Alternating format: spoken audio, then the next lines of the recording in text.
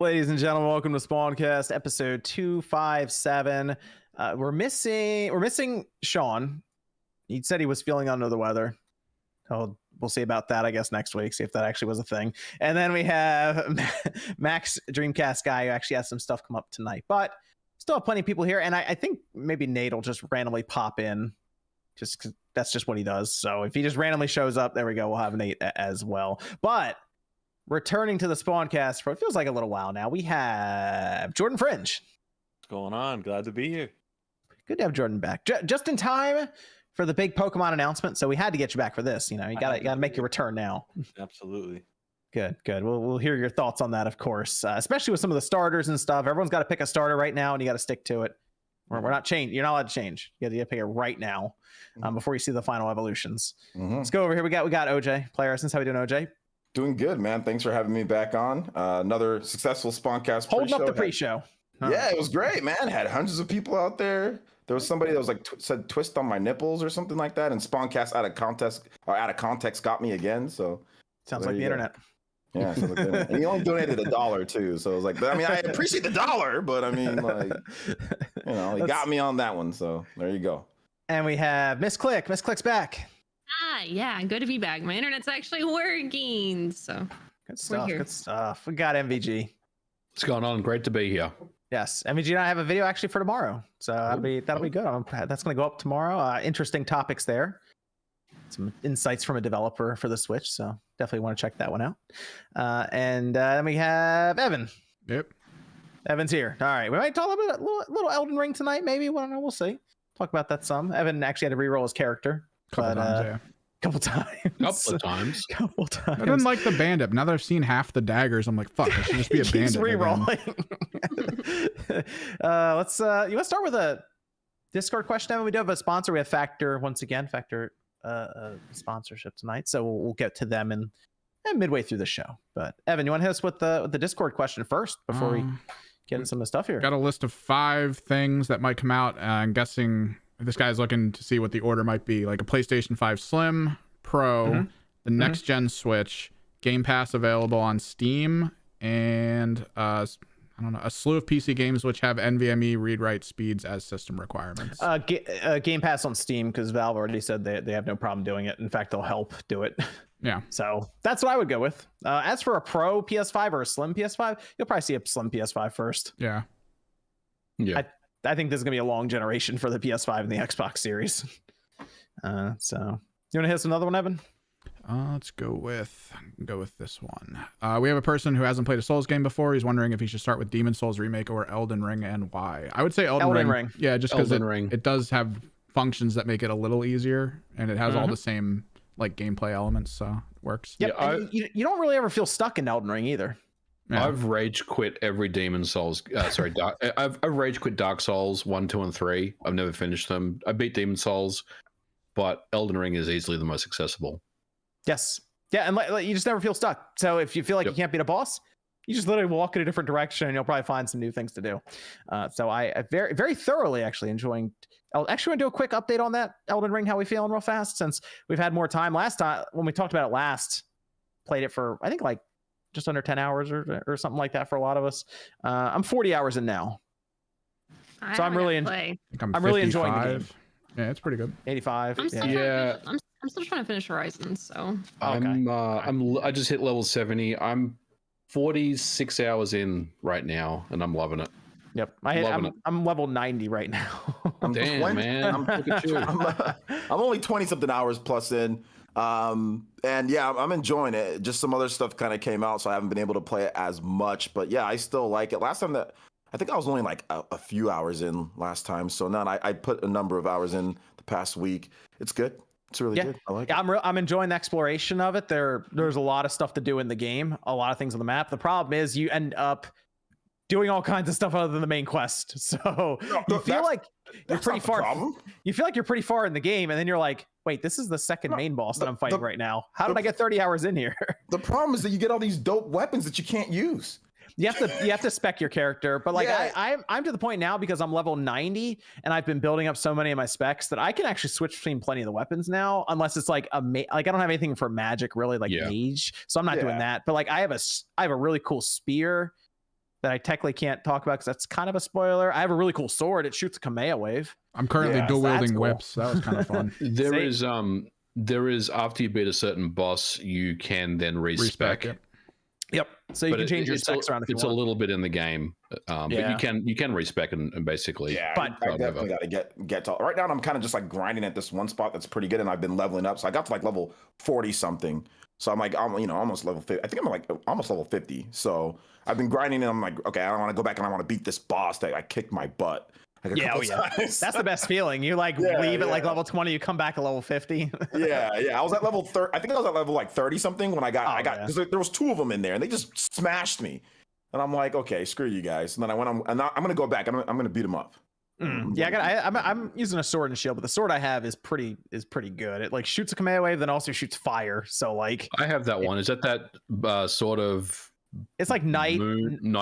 Yeah, night something like that. I have a +9 right now. Oh, damn! Yeah. Mine's +5 or 6, and it's pretty godly, I honestly. need one more. I think it's like a dragon stone something to finish it. Like +10, I believe is the highest it goes. I don't know where to get one of those, so I have to find it. But I'm getting pretty far up the map to where I feel like I'm getting closer to the end of the game. But people say that, and then the thing just opens up further. So this is going to be a game that I'm trying to get it completely finished before Kirby, but I mean, that's gonna be interesting. And Triangle Strategy came out. I want to get to that, but I'm like, no. If I leave Elden Ring, no, you don't. I'm not gonna finish it because I'm gonna come back and be like, I have no idea to play now. I missed one day, and I had a guy on a horse kick my ass that I usually kill. I'm like, God damn it.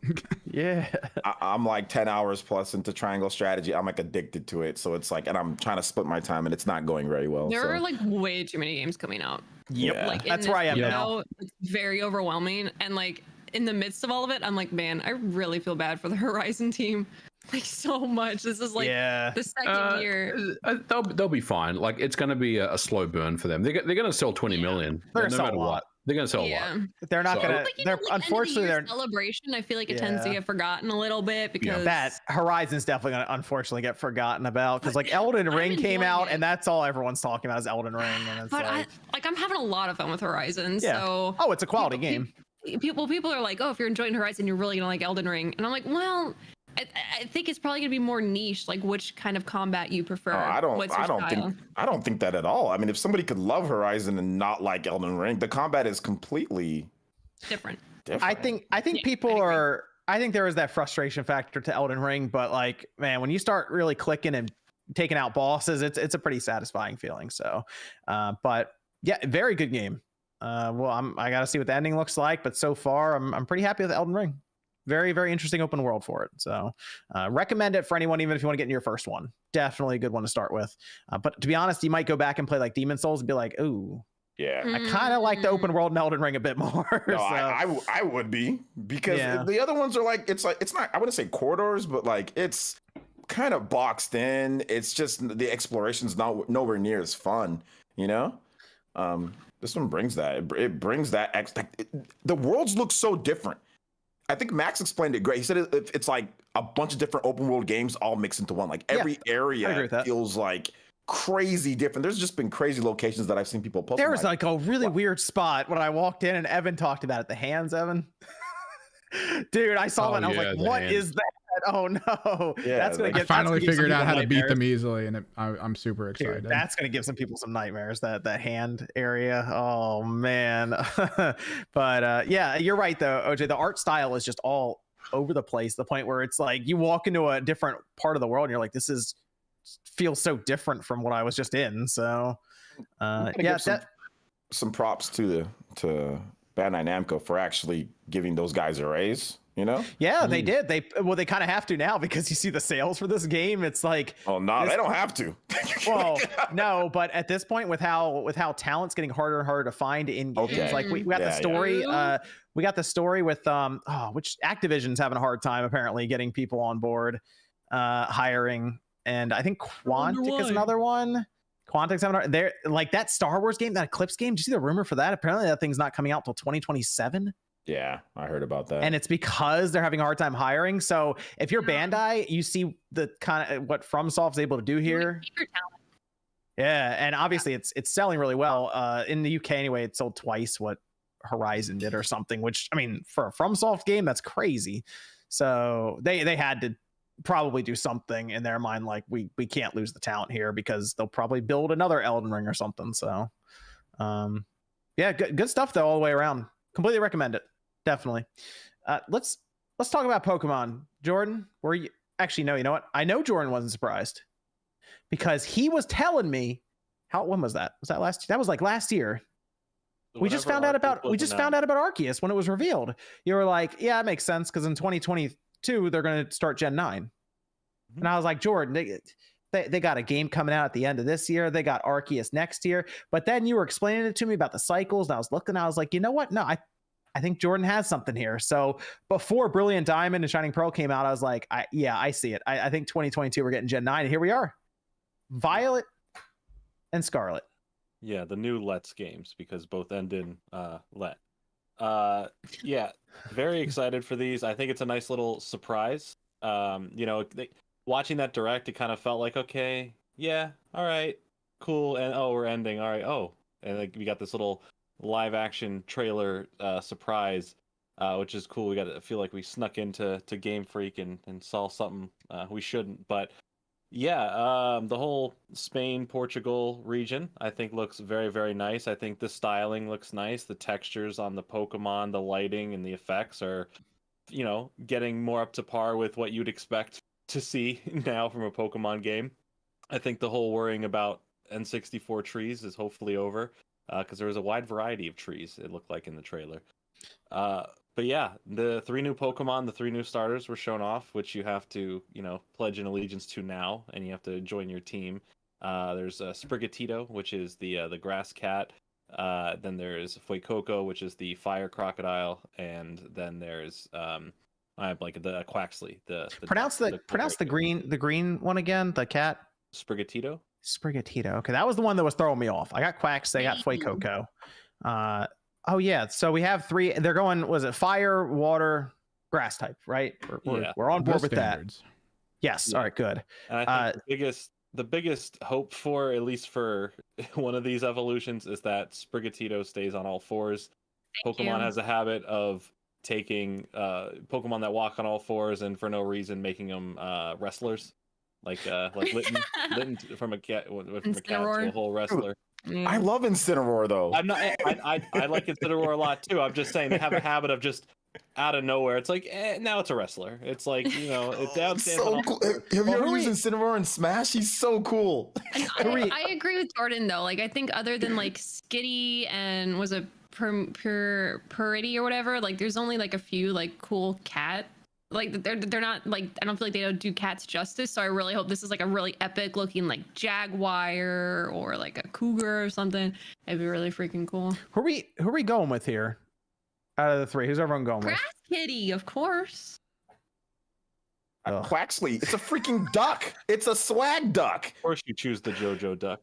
Yes, damn right I choose the JoJo duck. I strike JoJo poses every day on my damn stream. I'm gonna pick the damn JoJo duck. The duck. Yes. I'm going with the fire crocodile. Although I am slightly disappointed it's not a fire dinosaur. It's a derpy croc. It's a derpy fire croc. Crocodile. No, it's a derp croc. No, I saw Mighty Keith say the Quaxley looks like he shows up 5 minutes early everywhere he goes, and I'm like, you know what? He kind of does. I can't pick him. What? You said that? Mighty for Twitter. This man's tripping. That was good. That was funny. I looked at it. I was like, he's got a point there. No, he doesn't. It's a hard one. I'm going Fuecoco because he's turning into some crazy looking thing. Yeah, it's been a while since I've looked at a generation and said, wow, I really, really like all 3, and I'm having a hard time picking. Aww. Because this one, at first I looked at it and I was like, these look like fan ones that leaked years ago. And then I looked at it more and I'm like, you know what, I actually do like these. And usually I'm the basic, I always just go with the fire because why not? But last generation, I definitely broke that one going with Sobble for water. And I think I might break that again because it's definitely between Fuecoco because I just think it's so randomly adorable. But I think I might have to go with the grass. I think I have to go with Sprigatito. Oh, okay. Okay. Grass type there. Yeah, I think they're good designs though. Like they definitely at least look interesting, and I'm curious what their final evolutions are going to look like. I'm sure they'll probably disappoint a lot of people, but looking forward to them. What do you think, MG? Who are you going with? I really have no idea who I'm going with. He's like, oh gosh, the Pokemon talk already starting up. I'll check it out. This doesn't look like Elden Ring. Yeah. Open world. It is open. How open world we think? This looks based Open on the world? shot of the battle that between I forget which Pokemon it was between the trainer's Pokemon and a Larvitar, I think. It looked Pikachu. like that was it Pikachu? Okay, Yeah. so that just looked like an open world battle. Like that Pokemon was out there. You threw out your Pokemon similar in Arceus, and it looks like you're just having a battle right then and there. So I think this style is just translating now into the main series games, the Arceus style. I think this is the open world that they wanted to do with Sword and Shield, and kind of just did their best with the little open free wild areas. And I think now, knowing how to make a game like Arceus, they kind of just started fusing a lot of that together. That's sort of what I'm picturing as an evolution of the wild area, rather than just take Arceus and move that over into this kind of, because they still say you're going to battle against wild Pokemon to catch them. So I assume you're going to see them on the map. Throw Pokeballs at wild Pokemon. Yeah, You're gonna throw out and battle those Pokemon. You're gonna go Damn to it. battle, yeah, most likely. Just based on the one line they have on their website saying you'll be able to experience the true joy of the Pokemon series, battling against wild Pokemon in order to catch them now in an open world game that players of any age can enjoy. I'm curious how the open world part works, because if you look, people were pointing out that in like the center square, they have like different arrows pointing off in different directions, almost like when you go out to different areas of the world, defeat a gym or whatever they have set up. Might not be a gym, and then like something in town like lights up or something. It's like, hey, you got that part done. Will they be able to scale the levels? How are they going to account for that? Because usually they pretend like you're kind of freely running around, but really you're tunneled off and you're going certain ways. They might tunnel it off. We've seen in games, maybe I can't remember. I think it was Diamond and Pearl as well. Like you kind of have to go one way to get a gym done before you can go back a certain other way. Like it may kind of give you that illusion, like, yeah, you can kind of go anywhere, but you get the other parts as you go, similar to Arceus, where like you get this one big area, and you get this next big area, and then after you beat the game, you get all these big areas you can go and rediscover with all the abilities you unlock in the game, all the character abilities. So, yeah, I'm gonna throw a guess out there, Jordan. I want to ask you a question on that. Yeah. I think maybe, just maybe, they let you tackle gym bosses in any order or in different orders. That'd be cool. I would, again, that's going to be very dependent on if they're going to do any sort of level scaling, which is, I don't know if they would really do something like that. I would like to see them try something like that. I think if you want a true open world and just say, all right, you play the game how you want, give it that, sorry for this comparison, that Breath of the Wild, hey, you choose which direction you want to go into when you start the game. You go here, you can go there. So I don't know. I think it's pretty cool. It'd be pretty fun if you could just start and face the Elite Four right off the bat and then just get whooped. But if you're really, really lucky or good, you could just beat them and beat the game in 5 minutes. That'd be cool too.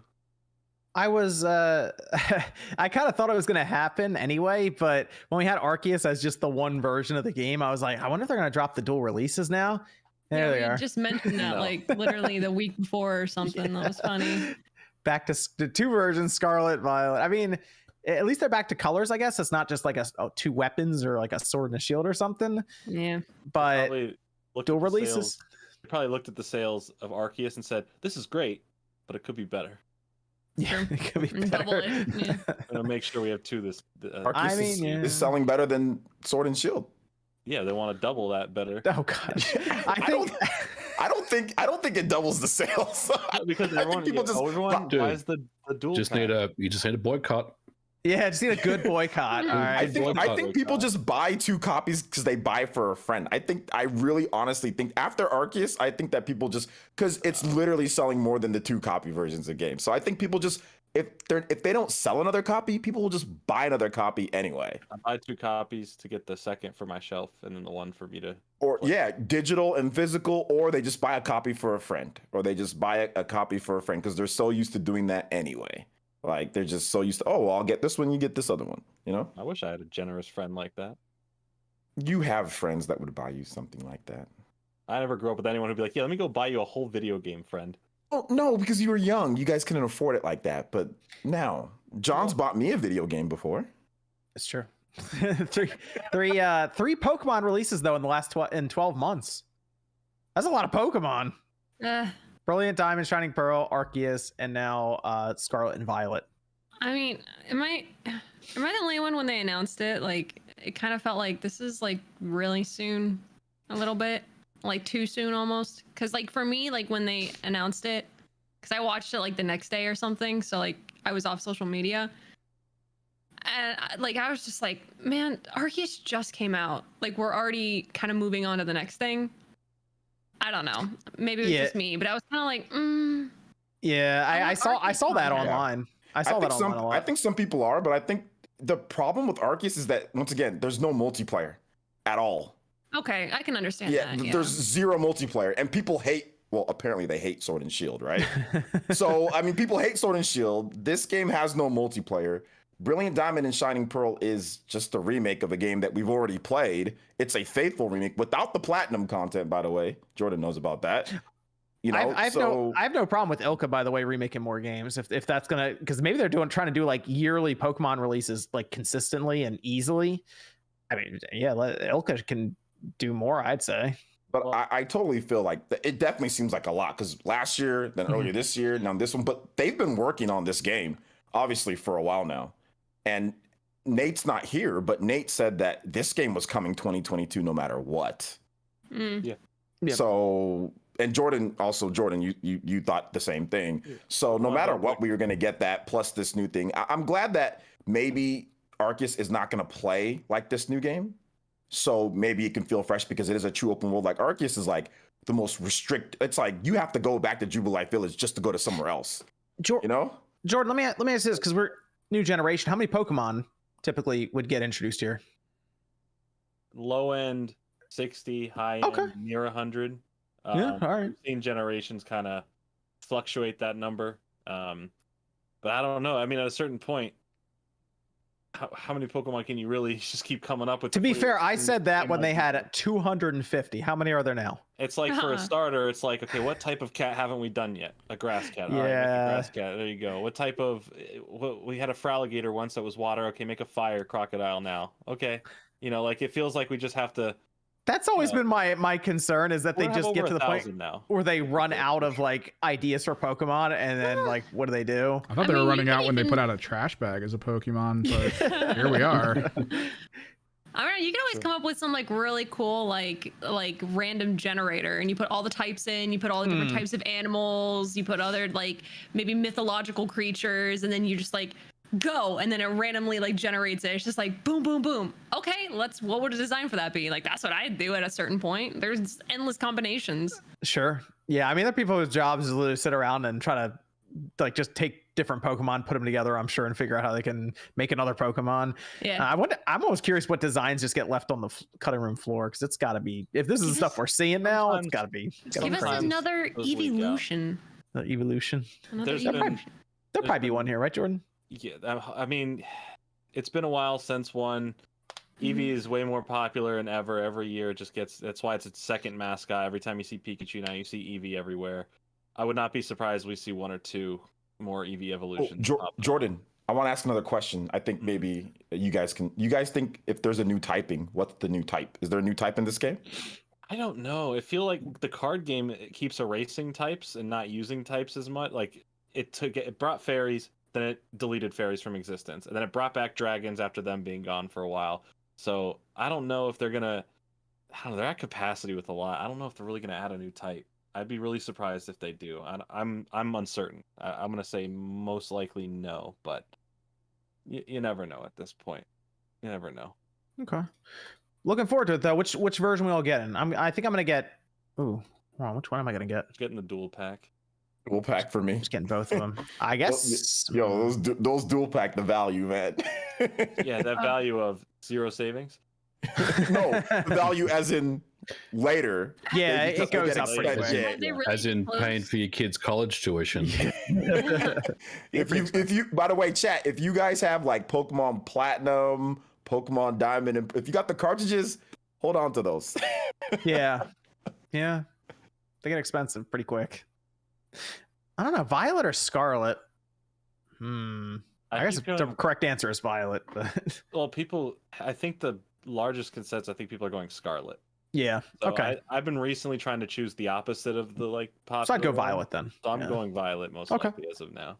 Makes sense. Well, what's the main difference? Have they We don't know explained yet. that? It'll They probably changed be... a piece of text in the code and then it becomes the other one. No, it's I mean that's technically it, but there's different That's what Pokemon in happens. each one is the idea. So you Well, yeah, but trade.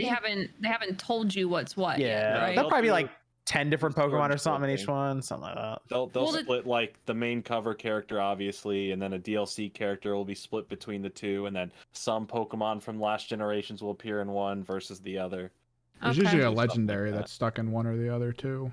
Yeah, they'll I just do thought it a was- pseudo legendary as well. Well, I just thought it was interesting, even like the font styles that they had. Like It's the least Scarlet. exciting. Oh yeah, they're a little different. Yeah, they Yeah, are. because Violet seems more futuristic than Scarlet. So for me, it's like Ah. I wonder if it's a little bit, Interesting. hopefully, a bigger difference than what it normally just is. Yeah, I guess I'll go Violet then. Jordan, you've convinced me. You just like purple. Wake up and Yeah, chose yeah, Violet. that too. That too. That too. We're back to colors though. Well, Evan will go with Scarlet. He might not buy it. Blood of a cinnamon. Wait, Evan's gonna buy the Evan's gonna buy the game? That's Evan what I used was to, thinking. people don't know this. Evan used to be a big Keyword used to. gamer. Used Oh, to. on that DSi. What was it? Was it black or black too? But the cycle for me with Pokemon was always start playing it, start thinking of the cool shit that should happen by the end, notice none of it happened, and then stop playing it. And that's always the sequence. But you so- built out some crazy teams. You did all this no, stuff. in those I games. always do that for something, and then that something isn't there, and then I just stop. It's just like, oh, Maybe this will be the one. This is the open world. no, that's just a punishing thought to always be like, no, this time it won't suck. It's like, nah. I'm looking forward to it though. We'll see what they have. I'd like to see them go more in the direction of being creative with the Pokemon formula. Open world? That could be cool. So we still need to find out more information. We don't even know what the cover Pokemon are, do we? Like none of that stuff, right? We'll get those over the next Yeah. few months. We'll get more and more drops, and we'll Sure. get a big reveal. Later in the year for sure. Cool. All right. Looking forward to it. Evan, we got Discord question over there. What would be your biggest complaint with the current generation of gaming? Oh, hold on. I have a list. Well, yeah, where's my Yeah. DRM? Always Yeah. online. Having DRM. online to do everything. It's Yep. live service. It's freaking annoying. Look at Square Enix, man. 3 live service games in about a year and some odd months, and they all suck. Babylon's Fall, Avengers. What's the other game? Outriders doesn't suck, but you have to to even play single player. I need to be connected online. Like, oh, that's my. I can keep going on this forever. I made a video on it today. You guys can see me rant on it in my I video. I actually watched it. It was a good video. Yeah, and I agree with OJ. DRM is really my biggest issue. But there's many others, but I would say DRM for me is probably the outlier. Yeah. Of all of them. DRM, that's a big one. Mandatory installs. Online connection for single player games, which I just played Gran Turismo. You need to be online for that. Otherwise, you can only do like a tenth of the game. I just have Konami written. Like it's just Konami. Nothing Silent else. Hill. No explanation. It's literally just Konami apparently on this list here, and just microtransactions and all that. Yeah. Okay. And availability as well. I mean, Yeah. Still can't jump on Amazon and order a PS5 or an Xbox or a Switch OLED. That's you a know. big, yeah, that's still a big issue right now is availability for these systems. I'd like to think they're going to be in stores again here soon. Get them shipped out. Like I'd rather them start to show up in stores rather than continue to show up on Amazon or these online offerings. As the bots just crush that. At least you got to go outside and go to the store, make an effort to get them. So where was it? Back in our day, we get to sit outside freezing cold for what was this? The PS3 I remember was the PS3 and the Wii came out right next to each other. Basically, it was like 15 degrees here, and we waited outside that line for like 24 hours. It was a nice. I think it was like a nice 67 degrees where I was at, so I was perfectly fine. What was the last game that you stood in line for to get? Oh, Because I remember mine. I don't think I last ever did. game. Hold Oh, on. what was yours, MVG? Real quick, while I think. It was Mass Effect 3 because, dude, after 2, I was so hyped No, for 'cause I 3. went Yeah. And I went to the GameStop. I stood outside What did I get? GameStop and got my copy, went home, beat came it out this- in, I don't know, 10 hours or something, just raced through it. Whatever hated it the was, it ending. came out. I think the Switch launch was my last time. It might have been Online. was it Pokemon? It was what it came out the same day as Jedi Fallen Order, whatever it was. Because I remember people were getting that at the register too, and I was like, I'll take that too. So it might have been Pokemon. I think it was the Switch launch for me as well. I rushed. I was in Los Angeles working, and I had to rush back to Best Buy, and then dumbass Best Buy was letting people in with no pre-orders over people with pre-orders first. Well, I picked up my Xbox One X at midnight as well. Mm. And that was after Switch and all that came out. Mm. Yeah, it's because then after that, obviously midnight releases basically stopped for a while there. So and it's always a roll of the dice if the GameStop near me around me does a midnight release for anything anymore. So everyone's just downloading and then just waiting for the little timer to tick down. Yeah. Or just Amazon. Amazon kind of ruined it for me because I'm like, I could go out there, be next to a bunch of nerds, which I guess Amazon needs to do midnight release deliveries. Yeah. They'd Let's have to have go, their own Amazon, do service for that. That'd be fucking crazy. Do that. That'd be cool. You go around and like you're waiting and like the guy standing there. Some guy knocks on your door at midnight, drops off a package. He's there like he's there at like 11:55. He's just to stand there awkwardly on the porch with your game. He's like, it's not midnight yet. Hold on. Hold on, let me get one more second here. Wait. That'd be interesting. Evan, you got another Discord question? If you could have a 3D open world adventure game crossover with 2 franchises, what 2 franchises would you choose? What has MVG worked on? MVG? I was gonna say Silent Hill and Metal Gear Solid. Oh gosh. Isn't that just Metal Gear Survive? River City Girls and close. Turok Port. Let's go. Pretty close. Two big open world games crossing over? They have to have previously been an open world? I don't think so. You just had 2 franchises as an open world game. I want Metroid and Halo. Oh, that'd be good. Good one. Do Zelda and Assassin's Creed. What about Sonic and Mario? At the Olympic Games? Just in general. You got another one, Evan? How much longer does everyone think they're going to make videos / content? Till I get bored of it. Like, I don't know. Like, I don't have an end date in mind. Whenever it doesn't feel like anything that I do, if it doesn't feel like I'm having fun anymore, I'm just going to step away. I don't think it's going to be for a while, but eventually I'm probably going to be like, I don't really want to do this anymore. So buy an island, go away. Yep. Same with me. When I get bored or when I just feel like doing something else. I have no idea. I think for me it's as long as possible. If it stops becoming fun or dangerous, I think at a certain point is it really worth it? But I don't know. Like I also think about sometimes like if I ever had a kid one day, like that definitely changes things. So makes it more fun. Put the kid in the vids, do all sorts of stuff. Make more. Excuse me? I see what people do with my face. I ain't putting my kid's face on the internet. Are you freaking kidding me? They can just be off in the background playing. They don't got to actually. They don't got to be in the camera. blur. Absolutely not. Yeah, Absolutely you just not. put them to the side and let them play. No, my child. No one would ever be able to see a picture of my child. Y'all, not y'all, but y'all. They're weird. You got the right idea. It's weird. Let's talk a little bit about this Nvidia leak. I was hoping Nate would be here by now, but I know OJ and Jordan got a little bit of time left here before they have to check out. But we did. I mean, Switch Pro. We're back. It's back, right? It's the beginning of the year. Got to get some Switch Pro stuff spinning up here. Who knows? More stuff could be coming. If now all of a sudden this NVN2 stuff is out there, it's like people are going to start looking around at stuff.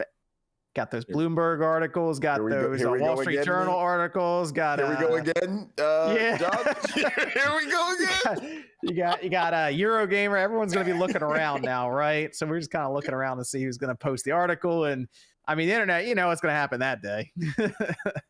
It's gonna be something else. But apparently NVN2. This is linked to the Switch MVG. went over this quite extensively. Like I said, our video tomorrow will really get into this from developer side, but I mean, it's looking like we might be coming up on either a next generation Switch or a Switch revision. That's, I think, the biggest thing right now. Is it looks pretty obvious that they're working on something, and you kind of expect them to be, because like they don't just go on vacation until like the year before the next Switch comes out or something. They're clearly working on it, but this is pointing out DLSS ray tracing and the newer Ampere architecture for video cards. They're currently 3080, 3070, all that stuff being used. So looking at all of this, do we think this is a revision or a next generation Switch? Well, I think it's really hard to determine that based on what the leak tells us. I mean, we do know that obviously NVN2 is a part of that, which for those people that don't know what NVN is, it's just the 3D API that's used on the Switch. So NVN2 is like the successor to that, the next iteration of that. So if you think about like DirectX 11, DirectX 12, it's like the same type of thing, right? So based on the leak itself, it's really hard to say what that could mean. I would say, and it's just my gut, I have no idea. I would say that this is probably a revision rather than a new generation, simply based on, what we know about the Switch and the things that have been said by, Furukawa and whatnot. I think it's probably a revision that will have enhancements, right? Like 4K, DLSS, potentially have some ray tracing in there, but I don't think it's anything beyond that. But again, the leak only really tells us a certain part of this, right? Which it's really up to us to kind of figure out the rest of it. So it's hard to say. The chip, I mean, the chip that they have being a revised, it's like a T239. This has been talked about for a little while now. Apparently the chip's code name is Drake, by the way. We got Nate Drake poking around here, so I don't know. It seems a little coincidental, but it's substantial compared to what we're using now with that X1. Yeah, I mean, it's pretty serious. That's why I thought, and I'm looking forward to watching, I've seen what you've talked about MVG on yours, and I'm looking forward to watching the video tomorrow. But I thought that this would be like something next, because we have a chip shortage, right? And this is probably not going to come out this year, maybe not next year, maybe. I mean, I don't know. So I'm thinking that maybe they're just going to say this is just like the jump, almost like Game Boy Color. Nintendo kind of classifies that as like, it's like the next thing. There's exclusive games, there's, updated processor, whatever the case is. So I'm thinking maybe it's like that, where everybody treats it as, well, no, it's just an enhancement. But no, they're actually thinking of it as like some type of pseudo successor and seeing how it takes off or not, and kind of going from there, Yeah. That's I'm kind of trying to figure this out myself, because it's such uncharted waters right now for Nintendo, because they have this system that is just, I mean, it's just selling just because. The concept obviously is great, the hybrid concept. I mean, Mario Kart 8 Deluxe is on fire. They decided to make more tracks randomly for it. The Switch keeps selling, but maybe it really is halfway through its life, and they're looking at this thing as being like a 10 to 15 year generation. And this is just the next. This is the going from whatever the iPhone 8 to the 9 or whatever it's called now, just moving up generations for phones like we do there, but for this Switch device. So we have like the original Switch. What do we have? The red box Switch, the Switch Lite, the Switch OLED. Maybe they keep the OLED in, they go to this newer chip, and it's like a $400 system. And it's just like, it's I don't know what do you think of it? You said the Switch 4K, I think, at one point. Yeah, I think it's going to be a Switch 4K, and I think that's what it's going to be called, because we have the Switch OLED, and that's the name is very clear about what it is. It's a Switch with an OLED display. Switch 4K is a Switch that can go up to 4K via DLSS or whatever. So I think it's going to kind of retain that same kind of marketing, that branding around it. And I do agree with OJ. I think it's more along the lines of a Game Boy Color style revision than a larger leap than that. But yeah, I mean, man, who knows? It really could be anything at the end of the day. This leak, even though it is quite interesting to read about, doesn't tell the full story about what's coming next. Now, having said that, I believe it was like a 75 gig leak or something. Like it was massive. There's a right? lot of stuff. Yeah. And from what I know, people are still going through it right now trying to find stuff. Well, they haven't even like they're apparently this was a malicious hack on Nvidia, and they stole a lot. So and they keep threatening to release more, and Nvidia keeps saying we're not gonna negotiate or pay you guys. So like the belief is that they're gonna put more out there, and there might be. I mean, they could get to the point where they have a roadmap that's in there, like all this stuff on their end. Because remember, they're developing the chip, but they'd also be developing compatibility potentially, all kinds of stuff. So, Nvidia, Nintendo's obviously been a target of leaks before, like the Giga leak that happened a couple of years ago. Oh, it's 1 terabyte leak. I think that Nintendo's probably got a process in place to secure stuff like this from happening, even though Nvidia did get hacked and a large dump of their information has been exposed. I feel like Nintendo has already got safeguards in place, so whatever does get leaked out, it won't basically show their hand. But we'll see. This is pretty unprecedented, and you got to think that Nintendo probably isn't thrilled about this either. They're probably pretty upset about it. I don't really know what they can do about it, but if there is information pertaining to the next hardware, surrounding specs and dates and a roadmap of deliverables, that could really be a problem, I think. But I suspect we probably won't get that information. So do you think at that point, all right, you think they go with 3 models? Is that how it works? We have Switch Lite, Switch OLED, Switch, we'll just say 4K for now, placeholder name. Yep. We just go 3 models and then they just roll, the red box Switch gets phased out?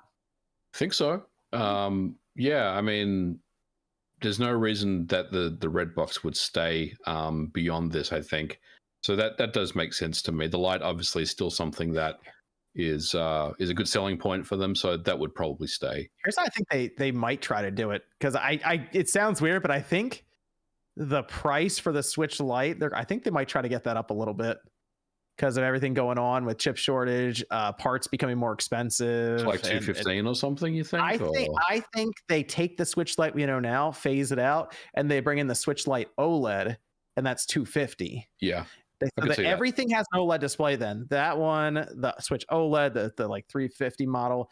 And then they bring out this new one, Switch 4K, and it's $450. Yeah, I could absolutely see that. Replacing current screens with OLED screens. That's kind of what I'm thinking if they want to go this route. Otherwise, maybe it is a next gen Switch and we don't see it till like 2024. And like I think OJ was mentioned that one before. So yeah, I thought they're gonna wait because the regular Switch is still selling. So even if this is some like maybe not true next gen, they can put it that way. And I think all the third MVG from a developer standpoint, like wouldn't they like the cavalcade of PS4 and Xbox One ports start coming over at that point, right? Yeah, you'd think so. Yeah, I mean that would make sense. That it would definitely open it up for more of those ports to come over. I'm concerned because we see things like the whole Soul Hackers 2 situation. That's just a money thing on Atlas side, right? Like Atlas and Sega, they're like, we've developed this game for PC and Xbox and PlayStation, and it would cost X amount of dollars to move it to the Switch. Is it worth it? And I guess at some point they were like, not right now, or at least not to expedite it to get it there in time. Maybe it comes later. And I think about this upgraded Switch, and I'm like, would it have been a problem then if it is much more capable to at least put it on that? I mean, that's one way to look at it. Another way could be it's being developed for the next revision, right? I mean, if we go back to Mochizuki's article from last year, he said that there was 11 developers that had dev kits. So, rather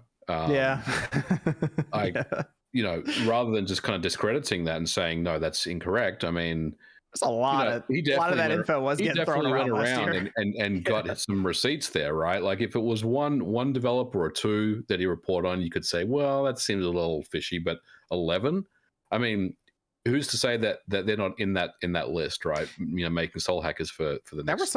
There were some games getting thrown around that I was like, really? Okay, interesting.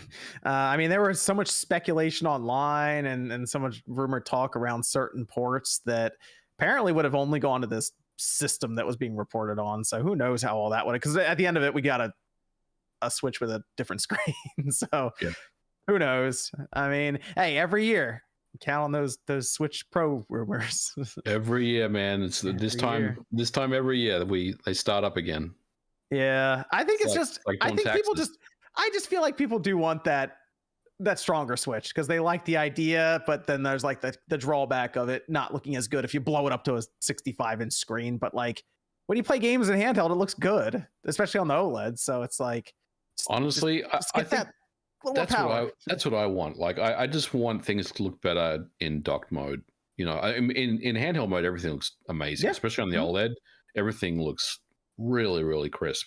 Yep. But just the dock mode just needs some help, and I think, you know, based on this, if it is, you know, DLSS and NVN2, which it should be, then I think that they've got it covered. You know, so hopefully we'll see. Yeah, I mean, new hardware is always exciting. People say they don't want to hear about it, but no, they want to hear about it. Trust me. Yeah, I've seen it for years now. Actually, we talked about a Switch Pro, I think, before the Switch came out. There was like Foxconn leaks where they were spotting like probably the dev kit. They thought it was a Switch Pro. So it's been seriously before the Switch came out. So it's interesting stuff. Well, the Lite. Remember when the Lite was announced, right? There was rumors like way before the Lite was announced that there was a Lite being That's created. True. That's true. People said that was wrong, and I was like, yeah. Was there hold an on. actual like leak of one of the lights? There was a picture. Someone had a picture. Yeah. And I remember I saw it and I was like, oh, that might I think that's it. And people weren't too sold. And then it showed and I was like, oh, that really was it. That was literally it. Somebody was on the manufacturing line and snapped a picture and I think it was on like a forum out of China. I think 4chan. It was 4chan. Was it 4chan? Right. Oh man. 4chan. So nobody believed it. Sometimes they get it at 1 out of every 1,000. It ends up having some truthful information. Why wouldn't you believe anything on 4chan? Okay? Yeah. 4chan leaked. Oh my gosh, you can go over the history. 4chan leaked Sora and Smash. 4chan leaked. What else did they have? They had Pokemon Let's Go. They did. They leaked that perfectly. Everything with Pokemon Let's Go. They did such a good job though, because they put it out on April 1st. Yeah, that was an awesome job. Like that's exactly what I would have done.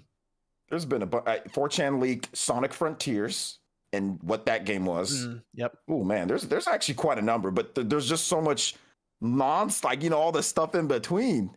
But there's some they get like right on, like spot on with everything. You're like, oh, okay, well that was true. Discord questions, Evan. We have anything? With the release of Triangle Strategy and Square Enix announcing they want to remake old games, do you see there being a good chance of there being a remake of Final Fantasy Tactics? Yes. Actually, I think that's going to happen. I think it's going to happen because it's in that Nvidia leak. Yeah, it's in that leak, right? I was about to say that. Yep. So yeah, it looks like that's going to happen. I think that was drawn up, and I have a feeling they probably like tested like a scene or the graphics or the HD2D style, and they're like, yeah, it works. Go ahead and you know, green light that thing. So maybe they had to use Nvidia's like all that was from like their streaming software, where I guess people were remote connecting in and like showing off a project, and I guess that was it. So yeah, I expect that to be one of the HD2D projects. I think OJ's spot on with one of his guesses too. It was in one of your videos, OJ. Which game? Yeah, Terranigma. Yep. I think that is a game that's going to come. There's been that's a couple game people always wanted reproduction cards made for Terranigma. That's like just a really popular game that not a lot of people. It's popular in circles, but like I feel like a lot of people. It's like Live Alive. There's a lot of people who don't know about it, but that was one that people would always ask if I could make a repro for it. I'm like, I mean, I could. I knew about it because they talked about it in like Nintendo Power and stuff, as if it was coming to here, because there's a PAL version, you know. There's an English translation for it already. There's an English translation. So I saw it, I was like, wow, this looks really cool. It's like Secret of Evermore. That's what I was thinking. It's like Secret of Evermore. It's like Secret of Mana. I'm going to be able to play it. And then it never happened, and I just forgot about it until years later. Then I finally played it. I was like, wow, this game's cool, you know. so yeah, I hope it does. But they've talked about multiple HD 2D projects. Like I think they know they've hit somewhat of like a gold mine here, you know. Let me go to Jordan. Jordan, let me know where I can find you. Yeah, you can find me YouTube channel Jordan Fringe. I'll be posting more content here soon. But yeah, I got to dip a little early. It was fun to talk about some of the Pokemon stuff. Have a good rest of the show, everyone. Thanks for having me. Hey, Bye, Jordan. Jordan. Hey, Jordan. See you, Jordan. Bye. Very good. OJ, I know you said you had to jump out after about an hour. You want to tell us about some triangle strategy before you pop out? Yeah. Triangle strategy, fantastic. Love the game. It fixes quite a number of things from Fire Emblem. So, like in terms of the gameplay, so I'm really #free game. So I'm really enjoying. I'm really enjoying triangle strategy quite a bit. The upgrading system is very clean cut, very easy. There's a lot of dialogue. There's a lot of dialogue on the game. That's something that people have talked about. But like the choices that it gives you are actually meaningful, so it can create some nice replay value. I'm currently going through. I think I'm on chapter 6 or 7 or something like that.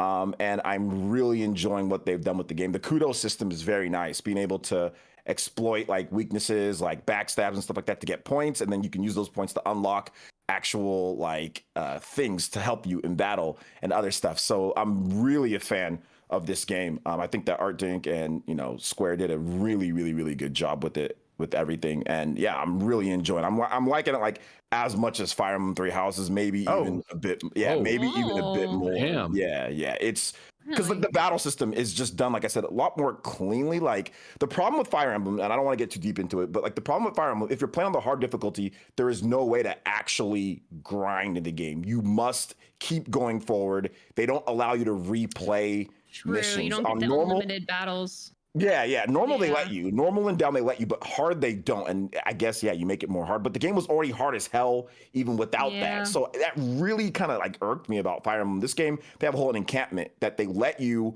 play scenarios. So it's not just playing random battles to have fun. It's actually like scenarios that could happen to you, like getting like flanked on both sides, right? Basic battle stuff like, okay, you're having people come from the east and the west. So it gives you practice to actually get better when you face those scenarios in the actual game. So it's just fantastic. Great dialogue, great choices. I love the whole scales of conviction thing. It is So you can grind the game. You can just redo battles and all that. That's yes, fine. you can just Cool. Okay. redo battles and get all your kudos points and just do all that on the hardest difficulty. It's fine. And yeah, the voice acting is really good too. The English. It was good in the demo. Yeah, I was looking. I'm like, Yeah. all right, this is pretty solid. You put on auto, just kind of hang out and see the story unfold. Yeah. It's like an anime war drama thing, visual novel thing. Like I don't know how to explain it because sometimes you are just like there's a lot of dialogue, but like I said, I really, really, really enjoy the game. I think it's a ton of fun. I'm liking it more than Octopath. I'm liking it a little bit, like I said, up there with Fire Emblem. There's some things that Fire Emblem does really well, better than it. But battle wise, this just feels a bit like they looked at Fire Emblem. They definitely looked at Fire Emblem. It's like, okay, let's do this. Like when it comes to upgrading and evolving, because that's always been something like Fire Emblem's been kind of wonky with. This game. What's the music like, OJ? Oh my god, the music's so good. That's what I like to hear. Yes, I mean they always do a great job with these like HD 2D games. Like Octopath music's lit. Live Alive, from what I've heard, is pretty lit. Like it's fun. Dragon Quest, that's coming. That music's lit. So like they always do a really good job with it. So the music's really good. Voice acting's good. Obviously the style, it's not everybody's style. Not everybody likes like HD 2D. But I'm thoroughly enjoying it. I'm 10 plus hours in already. I could be more if I didn't fall asleep while I was playing. But like it was just too late. I just knocked out. Could you see yourself eventually getting tired of the HD 2D type if you think they kind of Man, you know what? do The too funny much of thing it? is that maybe, but back in the day, that was the style, right? For every game. right? Like, so it wasn't like, oh, well, it's another pixelated game. That was, oh, well, that's just how these but- games look, So I don't know if I will be. Like, maybe I would be. Nostalgia. I But do you also, get to a certain point where it's like you're drawing too much on my nostalgia now? Like now, well, I try new also think things. when it comes to style, if you think about cell shading's been around in games forever. And back then when it started coming up, people were using it all the time and people were like, oh, they need to get away from it. It's not looking great. It's just being repetitive, but games still do it today and it looks even better. They add things to it. They Change make it it, up. they adjust it. They make it work with Yeah. other visualizations, which make it better. I like the idea of HD 2D continuing to evolve over time Yeah. because I think they could get to a point like you're kind of like you're bringing up, Click, is that they get to where they all look very much the same. I like the idea of them just building on it as we go along, different graphical elements to it, and Sure. just over time just evolve it, and that's probably the best way to do it because, Yep. like Evan says, cell shaded games don't all look the same. but it's the same kind of style, really. So Mhm. I like that idea. I think when you look at like the HD2, it really reminds me of like back in the day, because like that's how these games look. They were all the pixelated. They have a little bit different styles, which you can see some different styles in some of these HD2D games. But for the most part, like if you look at Dragon Quest, Dragon Quest looks a bit different from what they do, like the character models and stuff. It definitely looks different from what they're doing with, this game, Triangle Strategy. So yeah, like evolve it, kind of fine tune things so it doesn't always just all look kind of samey, with it. But yeah, that could be something, Click. That could be something down the line that comes up. But if you grew up in the Super Nintendo era, that's just how the games looked. It was, they were all kind of pixelated. And like, okay, well, what's the gameplay like? What's the story like? What's the other things? You kind of have to use your imagination. Of course. Yeah. But no, you're right. I think that's definitely something that they have to be careful with, because we've gotten 3 announced: Triangle Strategy, Live Alive, and Dragon Quest. Those are all already coming out, or out or coming out or announced. And Terra Enigma's probably coming, and they're probably going to do something else. They're probably going to. When's Chrono Trigger, OJ? They're trying to figure out a way to charge us $100 for that. Chrono Trigger, big steel book, the whole collection. I'd buy it for $100 easy. Hey, for $200. Oh yeah, man. The soundtrack on like the CD and everything. Go old school with it. Well, yeah, they did that because eventually that copy of Chrono Trigger will evolve into something that's just beyond all of us. At some point down the line, the future is just going to be crazy for that because of how expensive it's going to get. But yeah, Chrono Trigger, that'd be good. I'm thinking maybe they wanted to do Secret of Mana, but they already screwed up the Secret of Mana remake.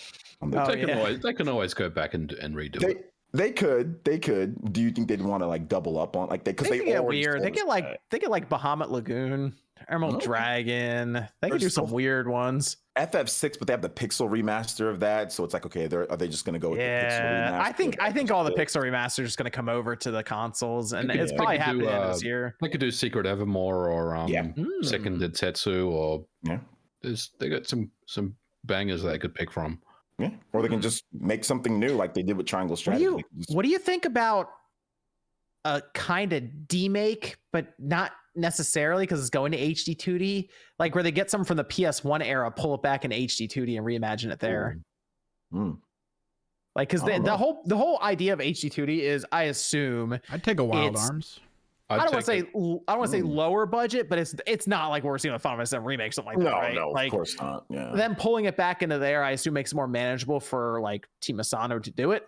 So what if they looked at the PS1 and they were like, I mean, they were already kind of like, they were 32-bit, but early days, they were still close to what the Super Nintendo was doing. So I'm actually curious if they would consider that, get something that we played on the PS1, bring it in HD2D and modernize it a bit. Who wouldn't like a Final Fantasy VII in that? Like, what if it was on the Super Nintendo? Like a what if? Yeah, you get those what ifs in there. That'd be cool. That would be really cool. PS1. There is just a large library, and like the I know MVG, you're not a fan of the Chrono Cross remaster, so how it looks, So I mean, but I bet if it looked like HD2. Xenogears, people are saying Xenogears. It's not my bag.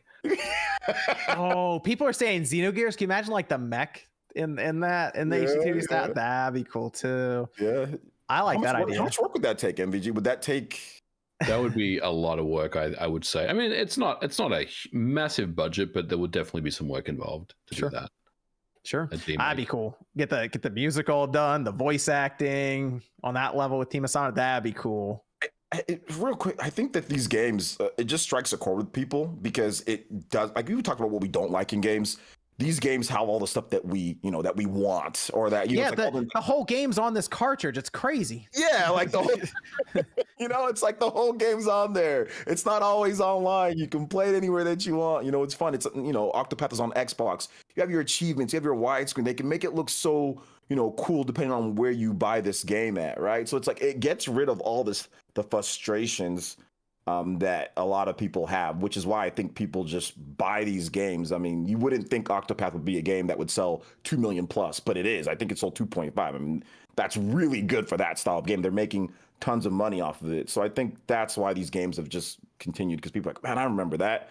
That was cool. That was a game that we used to play back in my day, like it's definitely like a back of my day type of titles. So it's cool. Okay. All right, very good. Yeah, I'm gonna check out Triangle Strategy when I'm through Elden Ring because that's. I'm gonna So, like, buy it next as year? well after I'm done with Elden Ring because OJ's got me hyped about it. I'm gonna check it out. Yeah, Yeah. it's fun. You guys will like it because, like I said, it's not as convoluted as Fire Emblem's very convoluted. Like the gameplay, like you have to really kind of focus, like hone in and think, okay, this person does this. Triangle Strategy is much simpler in that terms, which people say that in their review. Sometimes it's a positive, sometimes it's a negative. You know, some people have said, you know. Would you say it'd be a good introduction for a lot of people that might be new to the genre? Oh, Is that the absolutely. case? Yeah, absolutely. Because it's easy. It can be very easy too. And like Yeah. the battlefields are big, but they're not massive. You know, there are some bigger ones, but they're not massive fields to play on. And like I said, everything from the fonts and the UI, that's what trips people up in a lot of these games. It's like, I don't know where to go on things. There's too many menus. People talk about Fire Emblem. Max talked about, he just skipped everything. Max didn't do, and Max is a really good, you know, he knows how to play games, and he didn't do any of the point allocation and stuff in Fire Emblem because it's just the Really? UI is just all over the place. Yeah, he skipped the whole thing. He skipped all of that. And I know many people who skip doing that, but Triangle Strategy, you won't want to skip it because it's really easy. It's just simple, and like they completely lay out everything that you need to do, like level 1, level 2, level 3, right across. You need this much to get this, and that's when you'll do it at this level. They tell you everything right there. You don't have to go to multiple different things. There's not, you know, going and pairing up with people and going and cleaning barns out or whatever the case is. That Fire Emblem will be making you do all this weird stuff to get, like, you know, kudos points or to get like whatever. This doesn't have all that, so it's good introduction if you just want to try out a strategy RPG. See if you like it. Plus, there's the demo. It gives you up That's to true. chapter 3. Yeah, you know. Yeah. So. Just get the demo, see what you think. Yeah, absolutely. All right, cool. Yeah, All right, yeah. thanks, OJ. All right, no problem. Thanks for having me on once again, guys. Shout out. Sorry I couldn't stay. I gotta drive to LAX tomorrow morning, so yeah. Sorry I couldn't stay longer, but all right, guys. Peace out. Thanks for having me on. Yeah, Yeah, OJ. OJ. All right, with that, there's 4 of us. We still have a good bit of Slimcast. show to go. Slimcast Yeah. tonight. We still have some fun stuff to talk about here, but we are gonna Put the real people here now. we are gonna go to our sponsor for tonight's podcast. Shout out to Factor for sponsoring the show tonight. Now it's wintertime. People are staying in a lot, and I'll admit you end up ordering a lot of food out, getting it delivered. So being able to rely on a really good meal delivery service like Factor makes things really easy for me to eat clean 24/7, fresh, never frozen, prepared meals that are extremely delicious. You wouldn't believe they're actually good for you. Factor will save you time by delivering chef-crafted meals to your doorstep, eliminating the hassle of grocery shopping, meal prep. Who wants to actually go out and get this stuff? Just comes right to your door. You put it in the microwave for a couple of minutes, bam, got full food to eat. Very, very good stuff. Each Factor meal arrives pre-prepared, ready to eat.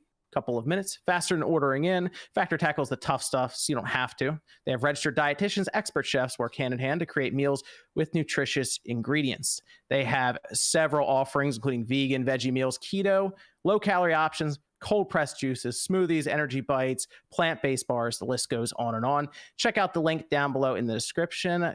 Go .factor75.com/spawncast120 and use code spawncast120 to get $120 off. That's code spawncast120 at go.factor75.com/spawncast120 for $120 off. Thank you to Factor for sponsoring tonight's podcast.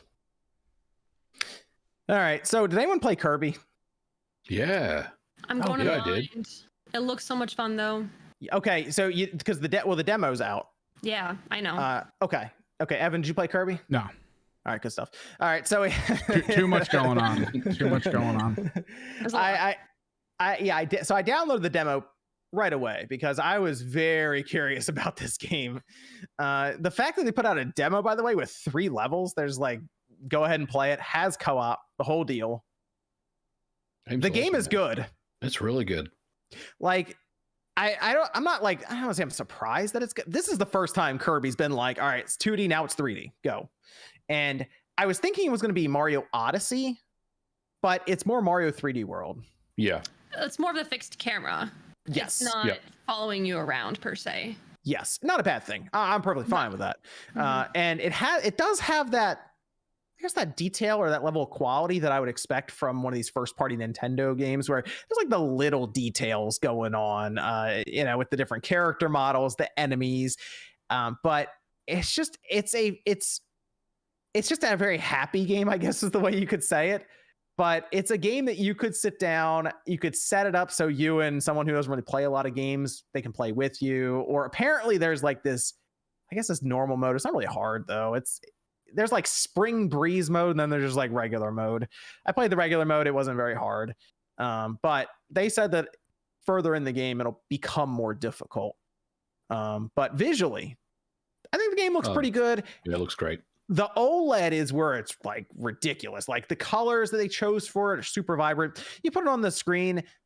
Yeah, there's like aliasing and stuff. You're like, oh, okay, that's, hey, who knows? Maybe we get this Switch Pro. You don't worry about it, by the end of the year or something or whatever. But where it is now, I think Hal did a pretty good job here. Like I'm actually like, oh, I'm really happy that Kirby didn't just come out and be terrible in 3D. Right. Well, would you go ahead, click. I was gonna say it's been a while since Kirby's kind of had something 3D, so you do hope that it's, I hate to say it's not gonna get like a Sonic kind of treatment, and that if anything it's gonna, I think, raise Kirby's popularity, to be honest, even more than he already is. And I like the marketing they've been doing it for it too. Like Nintendo even sent out like the Kirby plushies and everything that they have, the new line.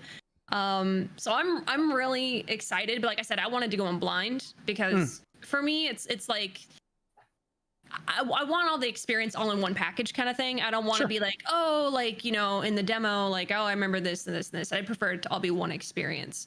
But I think what's exciting about it is, again, it just kind of reinforces that this is something for all ages can play. And I really do like the fact that with the demo, people are able to try it out and be like, oh, do I want to play this with my kids? Or again, is this good with someone who, isn't really into games, but might be able to sit down for some lighthearted fun.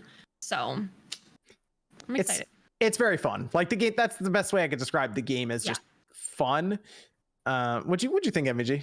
I think it's great. I tried out the demo and I was very happy with it. I had a feeling that it was going to be good, but you never really know sometimes, but it seems like that they gave them a bigger budget to make a more larger scope of a game this time around. So I'm pretty happy with it. They had some pretty interesting, I guess, copy abilities. I mean, they're basics. You have the cutter, you have like the bomb, but you can like charge up the cutter, for example, to stay in place and like spin around a lot. And they have the mouthful mode. where Kirby will just, I mean, they actually put a few of them in there. Like I thought they might do the car and be like, hey, check it out, this is cool. Now there's a few in there that aren't in like the preview material that they've shown so far. I was like, all right, that's kind of fun. They have the cone though, and they use that in some interesting ways. Like you fight these turtles and like you have to like come crashing down on their shell to like break through them and wipe them out and all of this. And I at least see the idea that they have here with that mouthful mode. I don't know what Nintendo's doing with that though. Like it's, you know what? I know what they're doing. Okay, I know what they're doing with that. It's obviously going to get a lot of sideways looks at times, but the puzzles I think that can come out of this and the platforming would be really good. Like it's surprising some of the things they've come up here for you to do as Kirby as a vending machine, for example. So I'm. Oh, go ahead, MG. I was going to say, so, this seems like it will have Family Game of the Year on lock this year, right? Yeah, I'd expect it. Yep, I think so. Yeah, it is like that Mario 3D World Kirby. So that fits in perfectly as Family Game of the Year, sure. But I'm just happy to see Kirby actually get this kind of a game, and it so far be good. I will say I'm a little disappointed there's 30 frames because it is going to be a platformer, and I'm like, after going from Mario, Bowser's Fury, all that 60 FPS and all of this, it's very smooth. Mario Odyssey, same deal there. You go to this and you're like, and I remember Star Allies was weird because when you pause Star Allies it was 60, then you went into the game and it was 30. So I don't know what that was about. Apparently this is on the same engine. I'm not sure, but that's the one drawback. I'm like, if this was 60, it would be like it control and feel really well, really good, really responsive, and it look really good. But again, who knows? Maybe in the future they get to a point with new hardware, they go back and patch it, and boom, it's 1080 60 or something. And I would like to hope so. I mean, considering the fact you have games like Splatoon that run so smooth at 60 frames and have way more going on, I feel like they're pretty similar in vibrancy and kind of feel aesthetic of games. So I would like to see a patch go back in for that. Yeah, that was a little surprising to me as well that it was 30. But it's not the end of the world, and it still feels really good and responsive. It doesn't feel like, you know, laggy and stuff like that. It does feel very good, you know, with the controllers. So I'm willing to kind of give it a pass. But yeah, it is a bit disappointing that it is only 30, and a little surprising. You know, you'd feel like maybe they could have got it to 60, but maybe they have. But you know what was tripping me up is the trailer that they have uploaded. I think it's to Nintendo's UK channel. It's in 60. It's 60 frames. Now I saw that. I was like, oh, cool. This is that 60. right? Yes, I was watching. I was like, why is this in 60 frames? And I'm watching it and I'm like, oh, cool. The demo's out, because I popped up my Twitter feed like, there it is, 60. Let's go. So I get it and I'm like, hold on a minute. This is 30. There's something wrong here. Wow. I gotta look at that again. This happened before with cool. This happened with Activision and Crash. The Insane Trilogy, when that released, it was 30, but they uploaded a video showing the gameplay at 60, and I was like, well, I want that one. Like, that's the one I want. I don't know why though, and it's specifically Nintendo's UK channel that uploaded that gameplay footage in 60. I'm not really sure what that was about. Oh, okay. Someone said the Japanese one is in 62. So I'm not really sure what that one's about, but it threw me off a little bit when I jumped in. I mean, is it drastically noticeable though? Like, as long as it's smooth and not creating hiccups, right? Because when you're getting hiccups in a platformer, regardless, even if it did run at 60, right? Like 60 with hiccups is still way less enjoyable than a smooth 30. So here's the easiest way to show people the difference is you're playing it and then you go to 60, then you go back to 30. It's like the worst thing ever. I think Kirby is completely playable where it is now, but it's like what it could be at 60 kind of thing. And like I said, maybe they'll get there eventually, but you know, with new hardware or something down the road. But I need to watch those trailers again. I wasn't really paying that much attention. That's it's interesting. I mean, look, maybe they did have the game running at 60 and then they called an audible at the end because there was some performance issues and they dropping and stuff. Yeah, and they just kind of cut the frame rate in half, which is totally fine. But yeah, I gotta look at those trailers again because that is interesting. They didn't replace them. I'll drop it in there. There you go. It's playing at 60. You can check it out. It's on, for anyone curious, it's on apparently Nintendo Japan's YouTube channel and then Nintendo UK. This is the Switch Pro version then. Yes, Switch Pro version. They leaked it early. There you go. Wow, heard it here first. Yeah. That's hey, Kirby, you know what? I'm into it. It looks good. Picking it up at the end of the month, absolutely. Just got to make sure I got Elden Ring done beforehand. I know that's where I'm at as well. I'm trying to get the game done, but I don't want to like rush Elden Ring. I want to kind of take my time and enjoy it. But yeah, I want to get it done before Kirby because, like Click said, right now I'm feeling a little overwhelmed with all these releases right now because there's also Gran Turismo 7.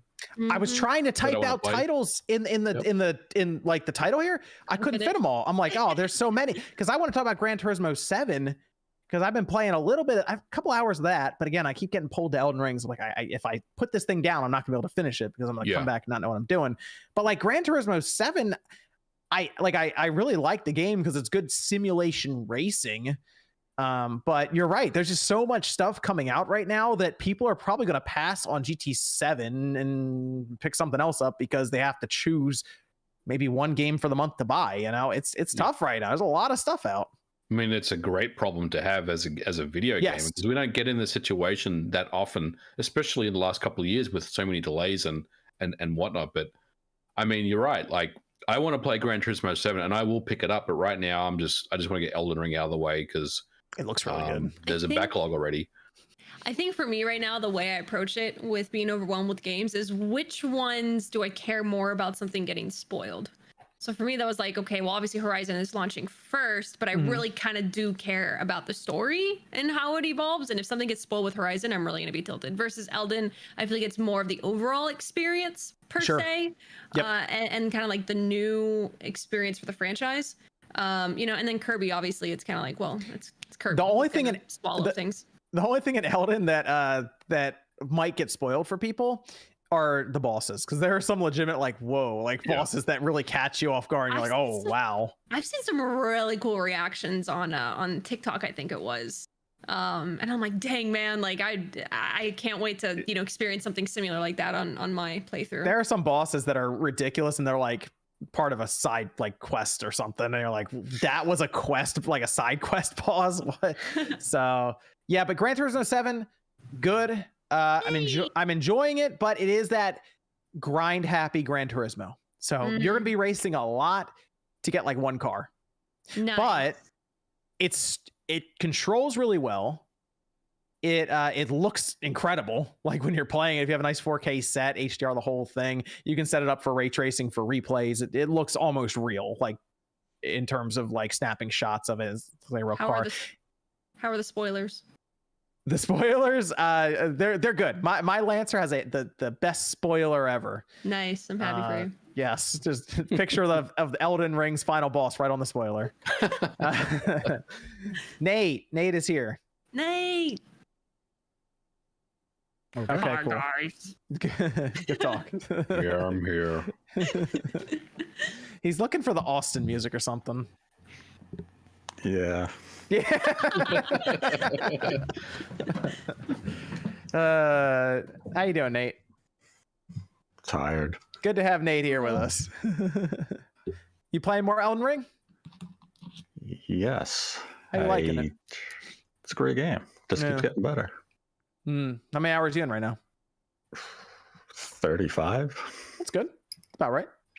Yeah, didn't have much time to play this week. I beat Loretta, and that was the last thing I did.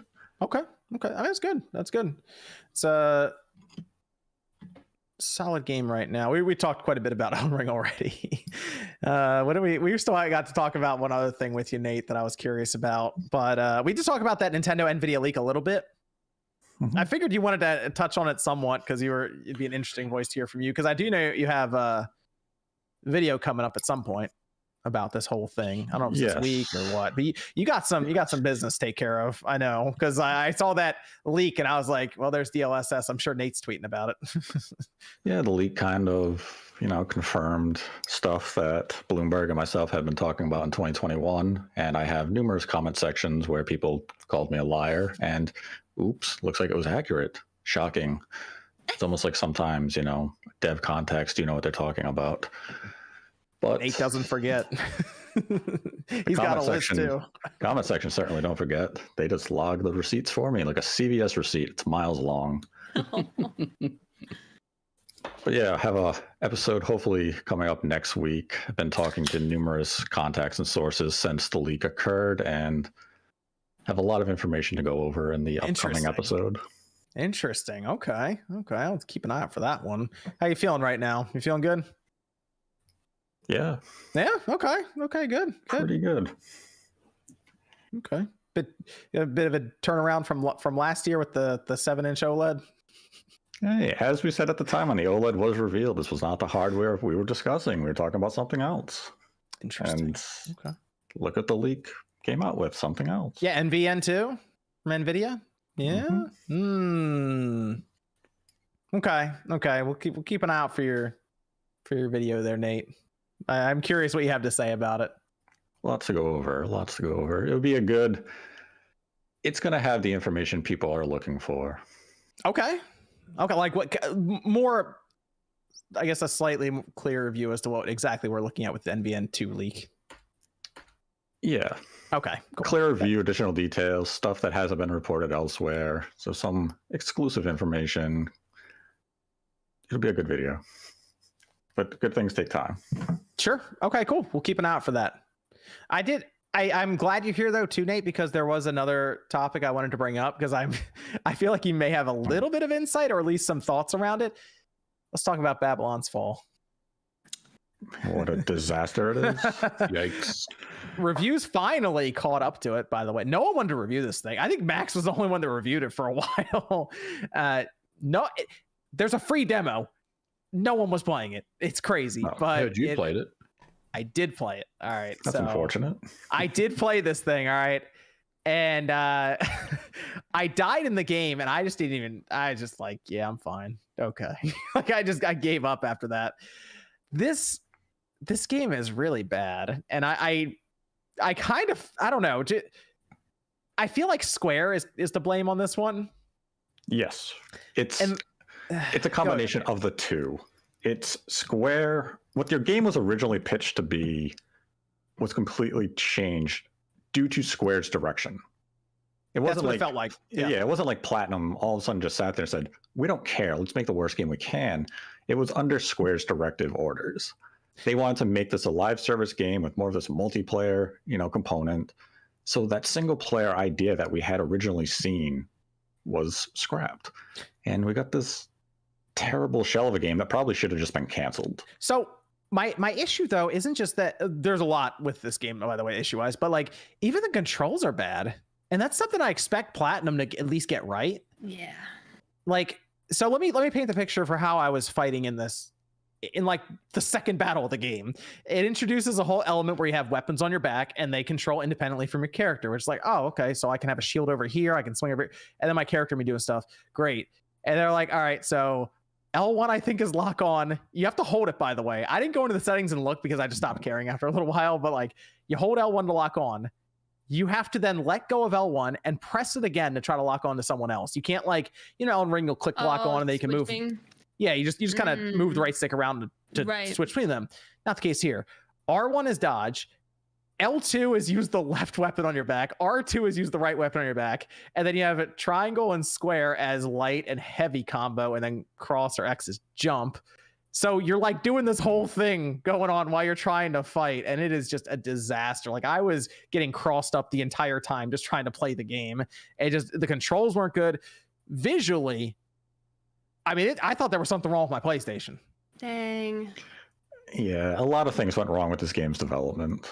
It's definitely a case where Square should have looked at the product that was coming and just said, we're going to cut our losses.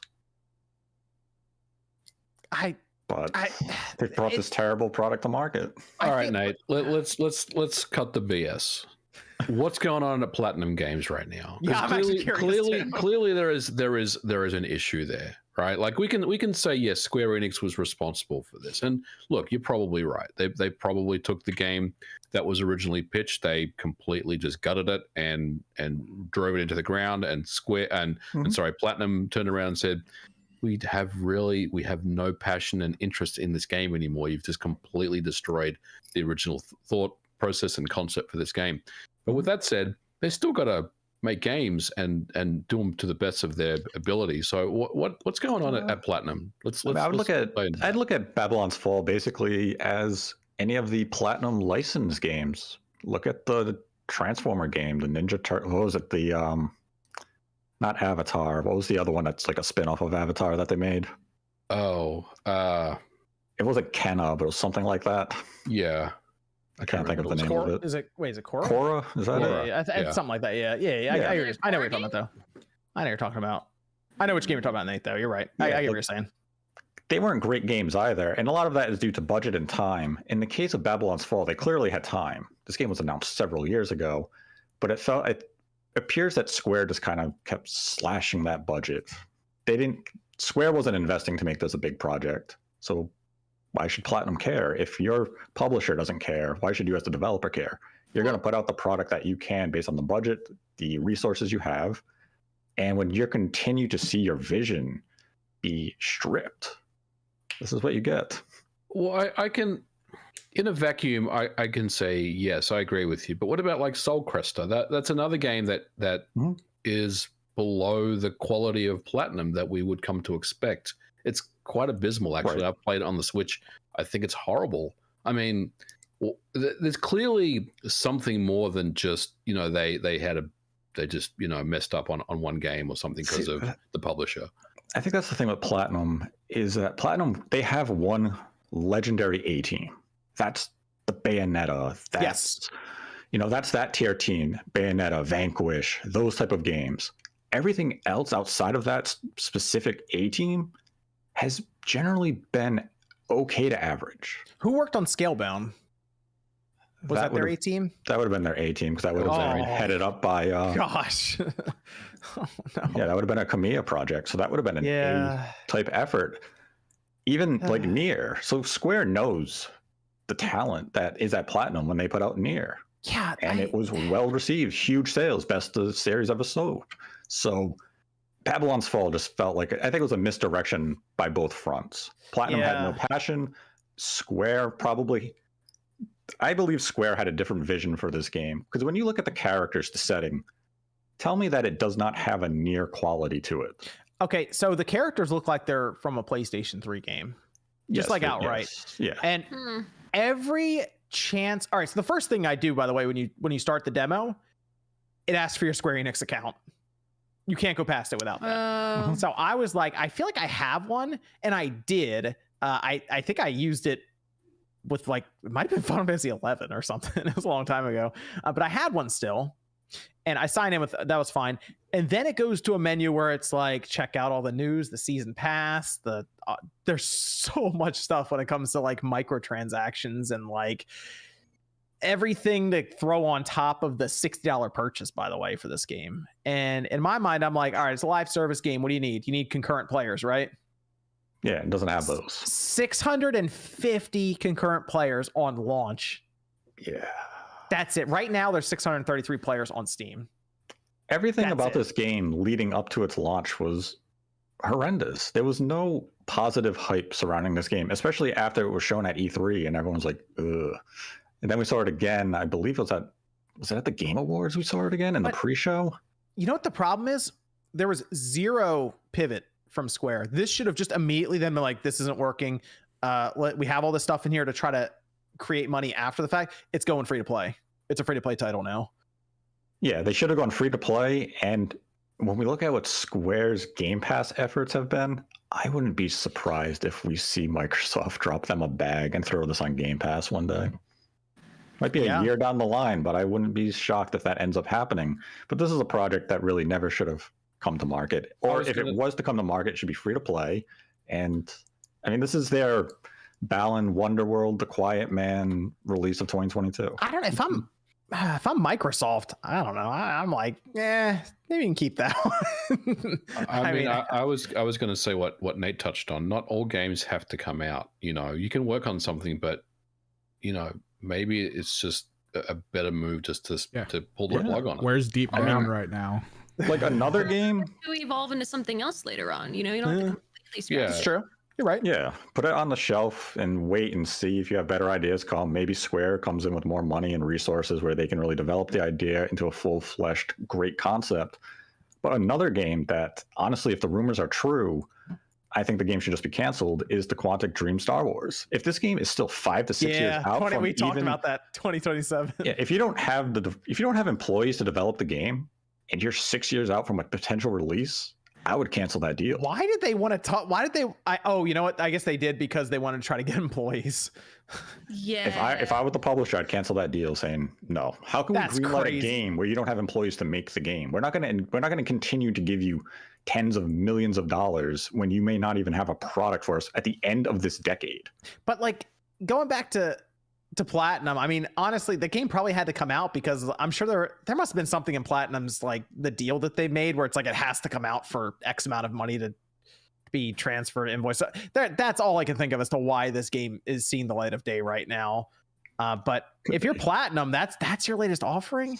Bayonetta better be legit. Like Bayonetta better crush it. Yeah. It almost makes me a little concerned for Bayonetta in a way. But I mean, you even just stating the fact that the combat is kind of convoluted is, I think, one of the more confusing ones for me. Because like when I think of Platinum games, you know, like combat gameplay is like the shiny part. Well, Nier, but I loved Astral Chain more than I liked Nier, but I really enjoyed Astral Chain. Sure. So for me, it's kind of like, you know, I was hoping that even if it's like a subpar story, at least let the combat and the battles be fun, you know, and kind of give some mind-numbing gameplay. But if it's even convoluted in that sense, it's. I'll ask you this one, Nate MVG Click.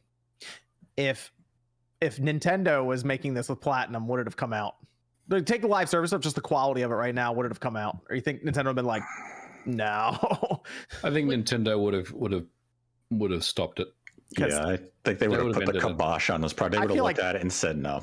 I feel like Square's like, I feel like Square is just like, put it out there. Like, I mean, think about what we've seen from Square. They botched the Avengers, which in turn led to botching Guardians of the Galaxy, even though the game is good. It's like people are like, that looks kind of like an Avengers thing. I don't know. I didn't like that one. Babylon's Fall actually put Platinum into a precarious situation where if they canceled the game due to the quality, Now, this would have come hot on the heels of Scalebound's cancellation. And remember that they had that the title that, was it NetEase or Tencent, took away, the Grand Blue. That's right. They stripped that away from Platinum. So if Babylon's Fall got canceled, let's say in the last year or so, people would be looking at Platinum saying they're having major issues because that's 3 contractual games that have been stripped or canceled under their development head. So you'd really be looking at them saying either the quality has left the studio completely, or the publisher is just creating very strict guidelines. You know how we're going to know? We're gonna find out. No, not that, because Nintendo. I feel like Nintendo wouldn't let that come out until it was at least a certain quality. Yeah. We're gonna know with Project GG.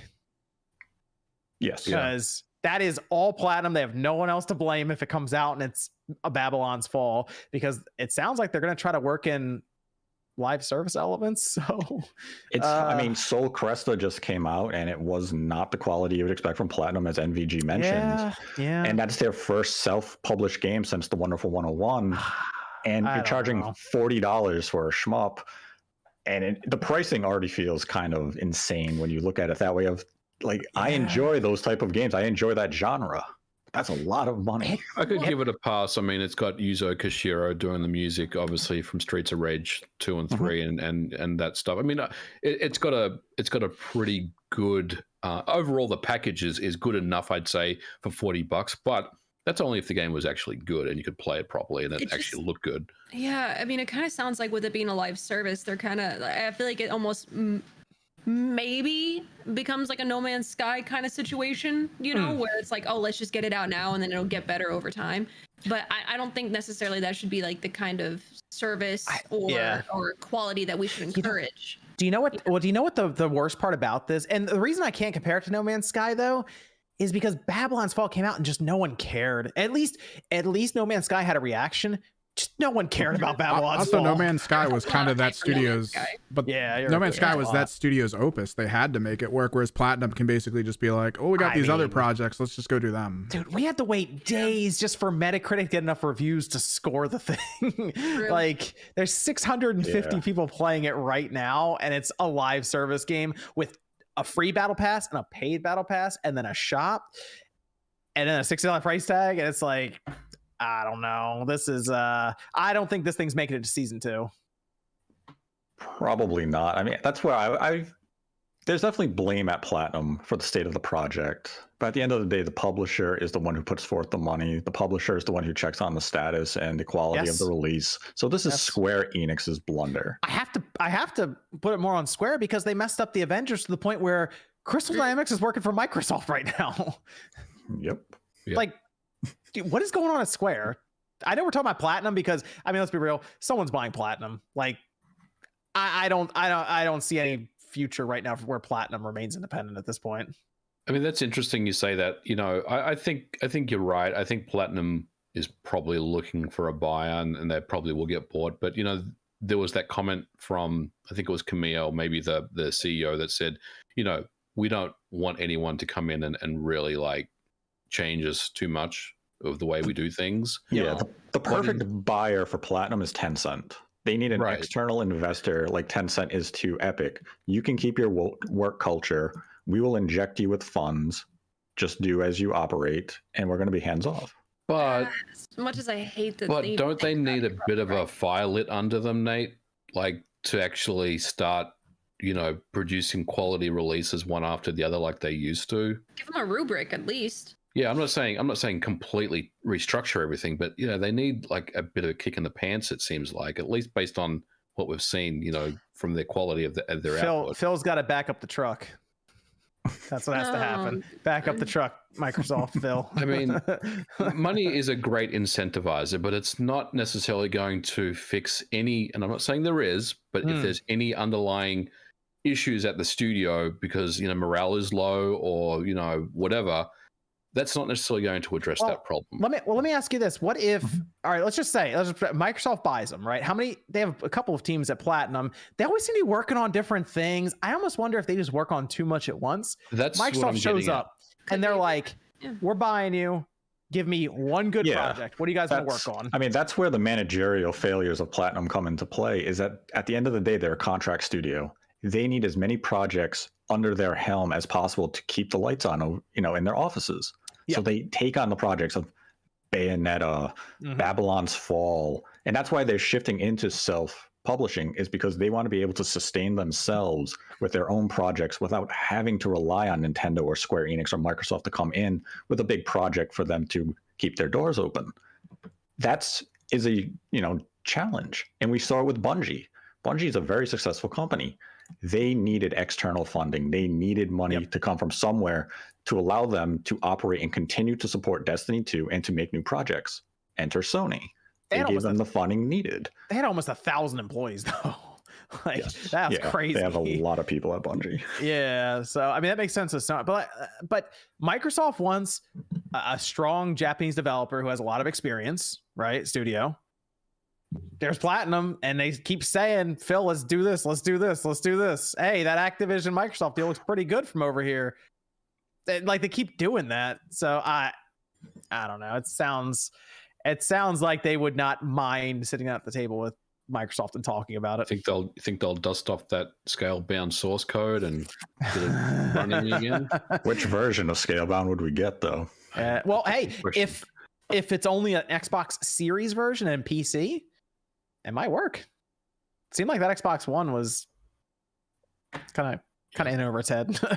So you never know. That's why I'm thinking, if anything, if someone had to come in and buy them, because Nintendo's not buying them.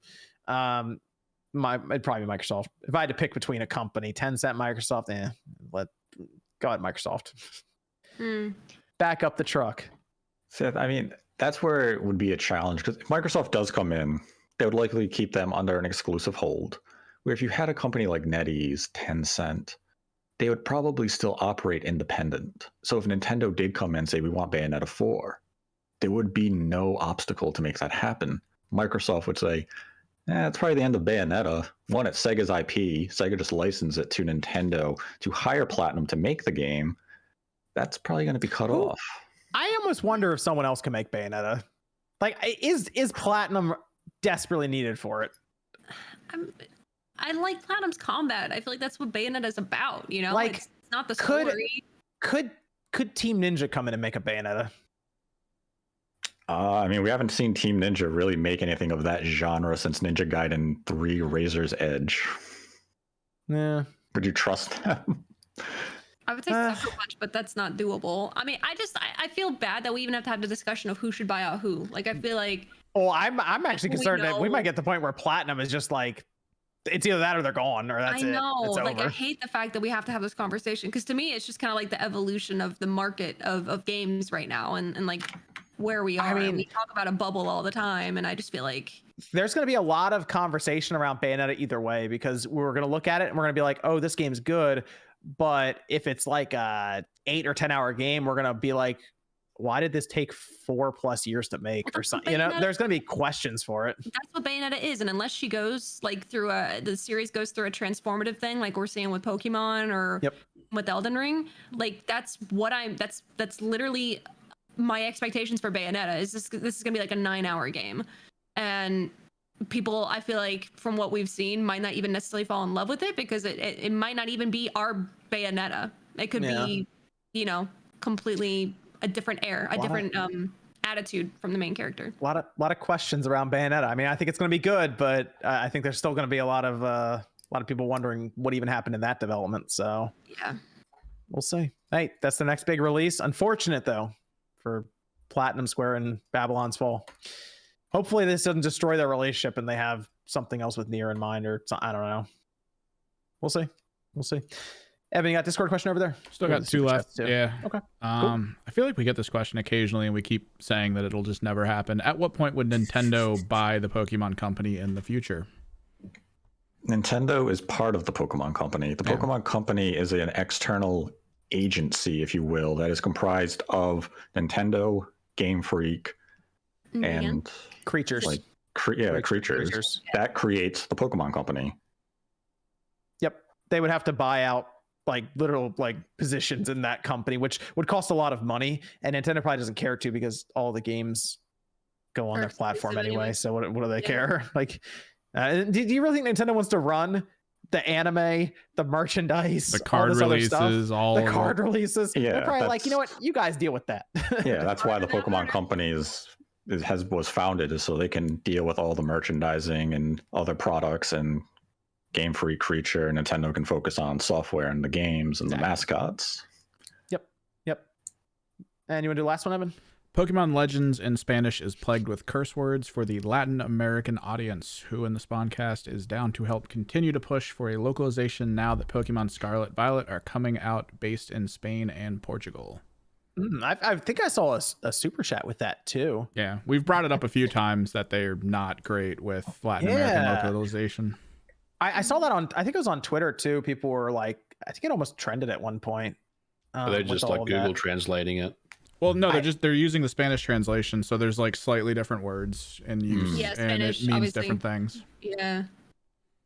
Yeah, I kind of thought Nintendo was going to be a bit better with that, because I think there was 2 games that they were doing that was, I think it was Mario Party, that was actually getting localized correctly, and people were really excited about it. And now he's the Pokemon stuff, and it's like kind of going backwards with it, or maybe it's just because it's the Pokemon company.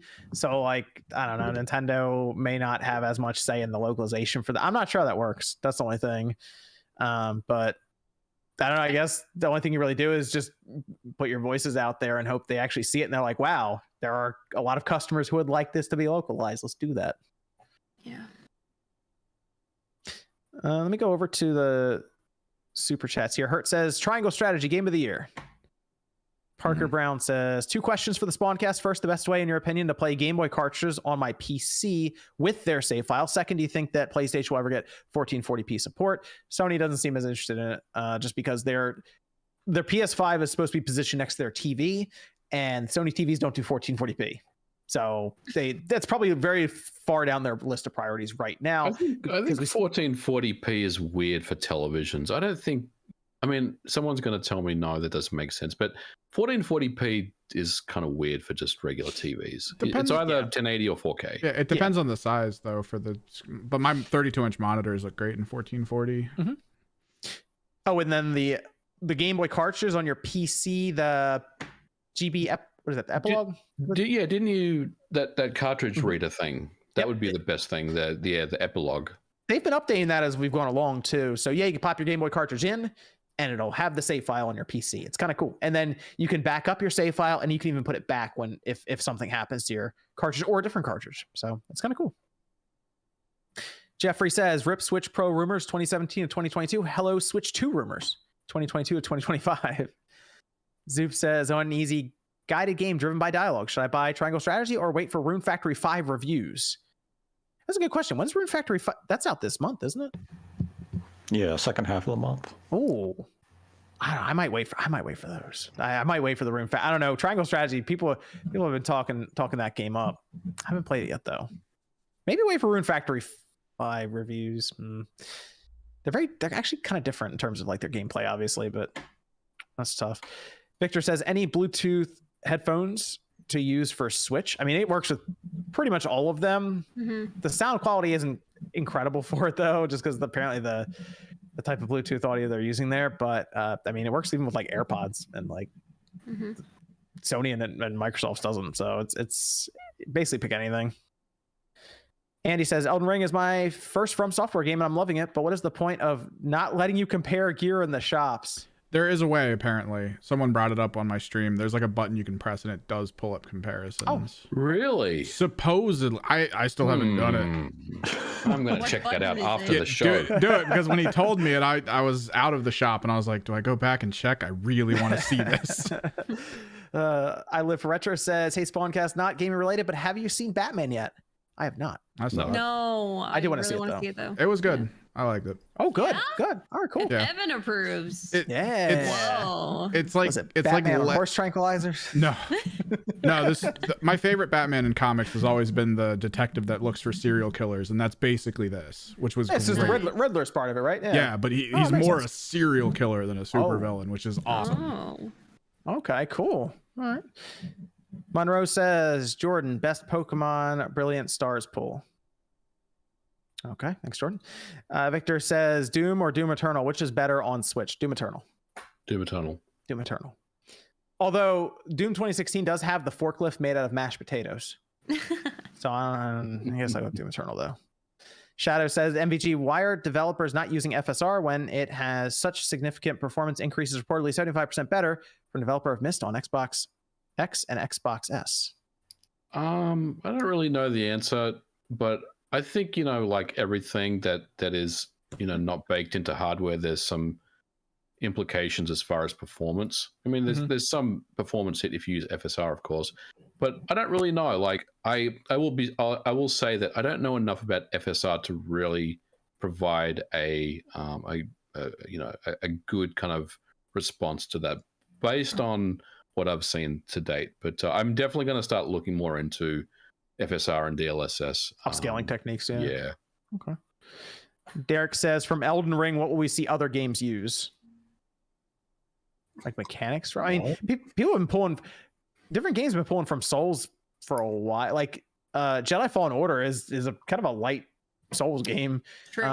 Yeah. So is Darksiders 3. That's kind of a light Souls game. So just the Souls genre in general is something that's being pulled from. But Elden Ring in general, I want to. This sounds weird because it's technically a step back.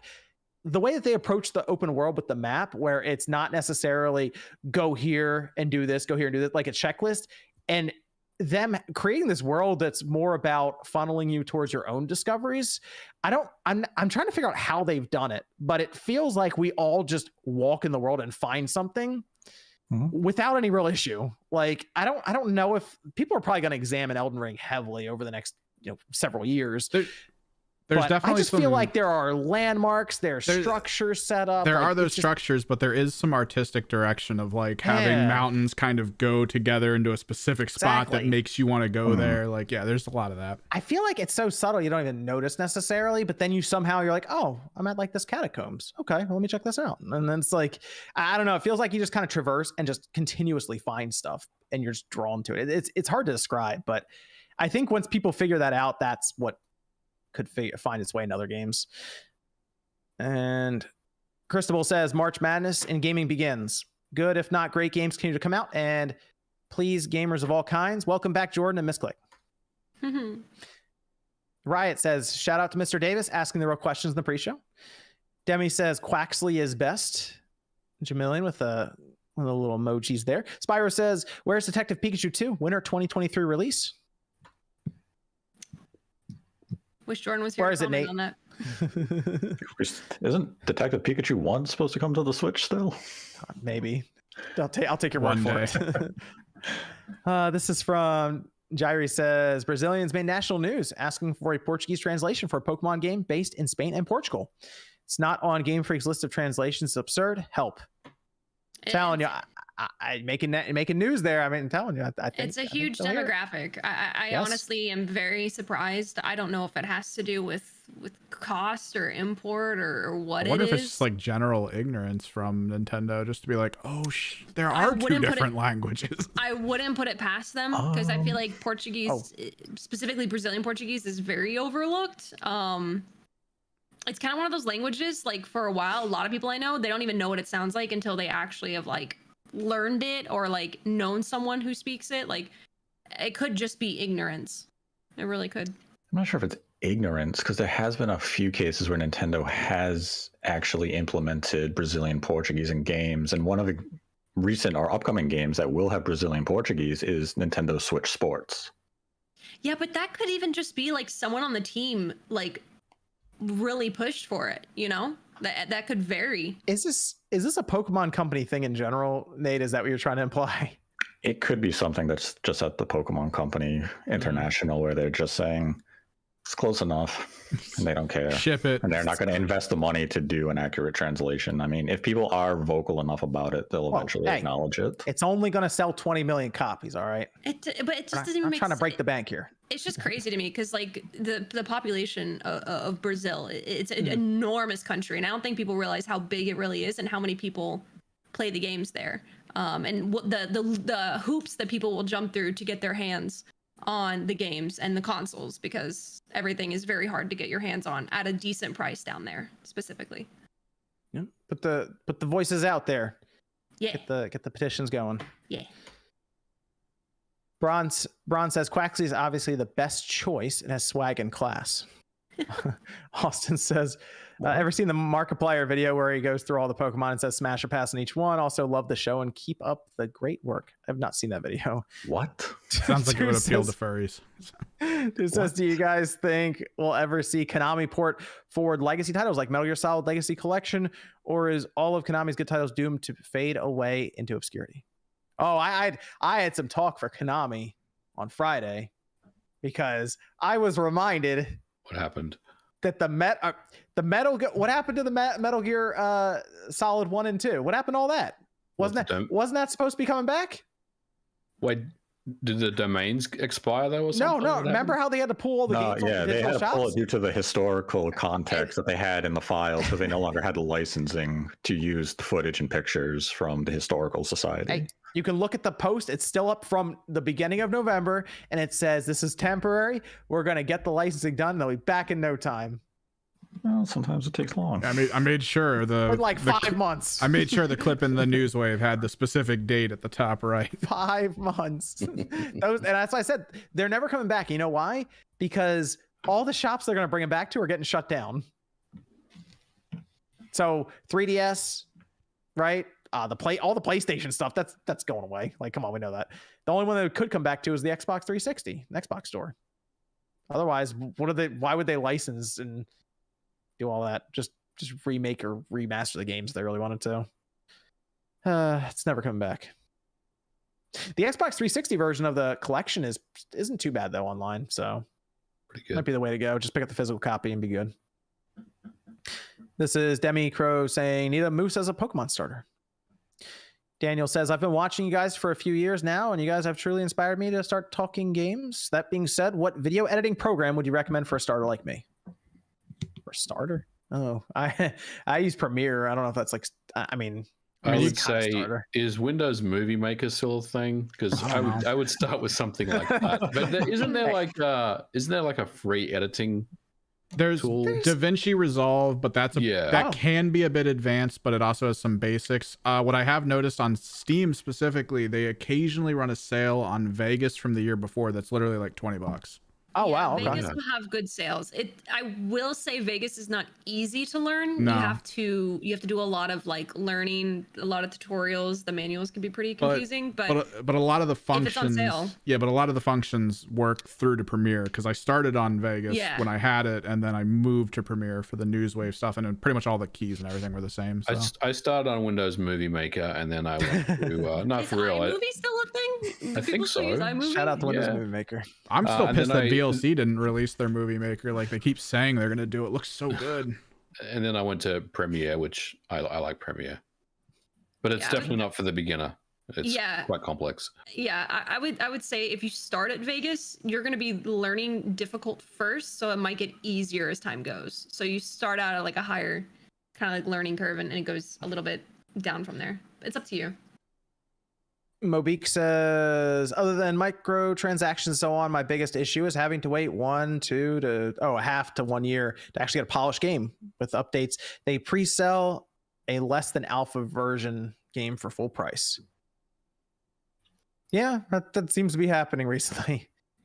Laura says, MVG, I want to overclock my Switch so I can play Apex Online. Should I be worried about getting banned? Is overclocking all it's cracked up to be doesn't live up to the hype? Honestly, for Apex on the Switch, I wouldn't bother doing any of that. It's not worth it. It's not worth it. That's a game we actually need new hardware for. Yeah. Yeah. Yeah.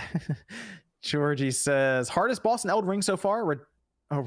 Radon is impossible. I'm on some boss that has like 2 spirit minions, and it's annoying because of them. He has a lightning foot. He has a sword for a foot, and it catches lightning.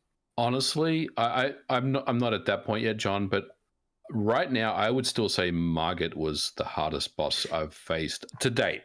I know because it was early on. It was early. That I think that was the part that was really annoying people because it's early on enough to where they'll just get stonewalled by it, you know. And if you literally just go out and grind for hours, if you're still in that mindset of like, I'm supposed to be here, this is where I need to go through, and I can't do anything else till this is done, it's gonna screw you over. Whereas you could literally go to so much more in the game before even touching him again.